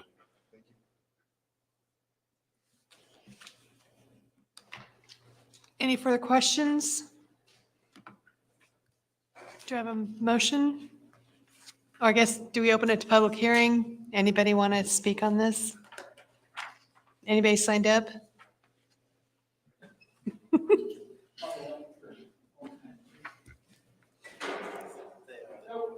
Public hearing opened and closed at 9:45. Do we have a motion? I move that the Avon Plan Commission forward a favorable recommendation to CA 22-07 floodplain regulation amendment, a zoning amendment to amend Chapter 2.8 in its entirety and amend Chapters 9 and 10 with new model floodplain regulations. Second. Take a vote. Four. Four. Four. Four. Okay. Last item on the agenda, other business. And we, in your packets, you received a memorandum from me. The ordinance allows in certain circumstances, the planning or zoning administrator to administratively approve either developments or amendments to developments. So what you have in that memorandum are the 4 administrative approvals that I've done in the recent past for different developments. In the case of the Avon Costco, they wanted to substitute some landscape elements along their western property boundary, and the substitutions were consistent with the ordinance requirements, so I approved that one administratively. If you remember on that Harvest Landing Lot 7, the Plan Commission approved a waiver of the standards that would have allowed them to use wood siding. There was some concern from the Plan Commission about that, and the petitioners have requested a substitution for a fiber cement siding product rather than use the wood siding. And I think from my pulse of the commission at the meeting that they would have probably preferred the fiber cement siding from the get-go rather than the wood siding. So I did approve that change. Ray Skillman, Avon Hyundai, wants to put an addition for a car maintenance facility on the back of their building. That met the threshold for administrative approval. So it did go through the DPR process up to TAC, and I approved that one administratively. And I'm just telling you that was done. And then Wind Farms wanted to substitute some children's play equipment for a gazebo in the common area. And I don't know if I really needed to approve that, but I did it just so that they had some documentation that said the town approved it. So those were the changes that are administrative approvals that I have done in the recent past. And I'd be happy to answer any questions that you have. So was Ray Skillman, I'm assuming that they already were zoned and approved for doing this, and it was just. Yeah, they had went through the Plan Commission and they had gotten some waivers of the architectural standards. So In this particular instance, what I did was review it in light of the waivers that you've already approved. And as long as the proposed addition was consistent with the waivers you've already approved, I approved it. Had the addition not been consistent with those waivers, I would have probably had them come to you and get new waivers for it. But the addition that they proposed was consistent with the waivers that you all had already approved for them. Okay. And I think we'll find the same thing. And a couple of the Andy Moore dealerships want to do a similar thing. So the commission has seen all these already and approved them, but then had little minor tweaks when they want to come back. And you can still make them come back for us again because we've already seen them once. In most of the cases, except for the Ray Skillman one, the Ray Skillman was that you've seen the original building. You approved the original building, but the ordinance allows a 35% increase to that building without having to come back to you. And so that's what, they were under that threshold. And there's nothing we need to, we don't No, need to take that's- any action. This is just a report. Right, the ordinance does require me to provide a written report to the Plan Commission when I do administrative approvals, and this is that written report. Okay. Thank you for that. And looks like we have some findings of fact that need to be signed by everybody before they leave. And if there's no other business, do we have any other business that needs to be raised? There's one thing that I was going to ask. Has the staff or the council ever thought about replacing all the paper in binders that we get every month and providing newer technology? I think the council uses iPads. The council does, yeah. Providing iPads to the Plan Commission, BZA, or one of them, because it seems like it's a one use and then it's recycled. There's been a lot of discussion about that. At least moving to an electronic format for your packets, rather than, because what we end up doing is we put together a paper packet, we scan it, and we actually put it on the website in an electronic format. Yeah. But then we give you the paper copies. And yeah, there's been some discussion about that. I think there's some funding issues to. I personally prefer paper because Okay. I spend so much of my time in front of a computer that I literally have trouble seeing sometimes just Okay. because of my work. I mean, it just, you spend 6 hours in front of a computer. I'm sure Mitchell can appreciate this. I mean, it messes with your eyesight. For me, paper is easier to read Okay. and make notes on and that sort of thing. And I know it kills trees, but it's recyclable. And I say we just pass an ordinance to plant more trees or something. Yeah, Ian there, I don't think he even has a piece of paper in his office. I think he does everything electronically. Well, my job is very paper intensive, so I'm kind of fond of it. But we have these things, the planned unit development for Oriole Estates, which we didn't act on tonight. And I hate to make everybody. Just hang on to 'em. More copies of these. I'd just hang on to it. Yeah, I would hang on to the PUD for Oriole Estates. That will eventually come to you for a public hearing. Okay. But they're doing the right thing. Expanding their traffic study to incorporate the high school was the right thing to do in that case. So Bill, you keep indicating that that's going to be kind of a disturbance in the community, but then there was nobody here tonight to speak against it. So did everybody know it's going to be continued? Okay, so you guys Yeah. put it out on the webpage or something? No, John Moore, the attorney, contacted everybody. So he was required to do a neighborhood meeting. During that neighborhood meeting, He said it's going to be. yeah, he got the emails and addresses of people, and he sent out an email telling everybody that he was going to request a continuance. That was my concern. I couldn't tell who was sitting out there that maybe they came just for that Orioles thing. And I thought, oh man, they're going to be tipped if they, came here and then they got continued. So good, that worked out great. Thank you. So if we have no further business, meeting adjourned.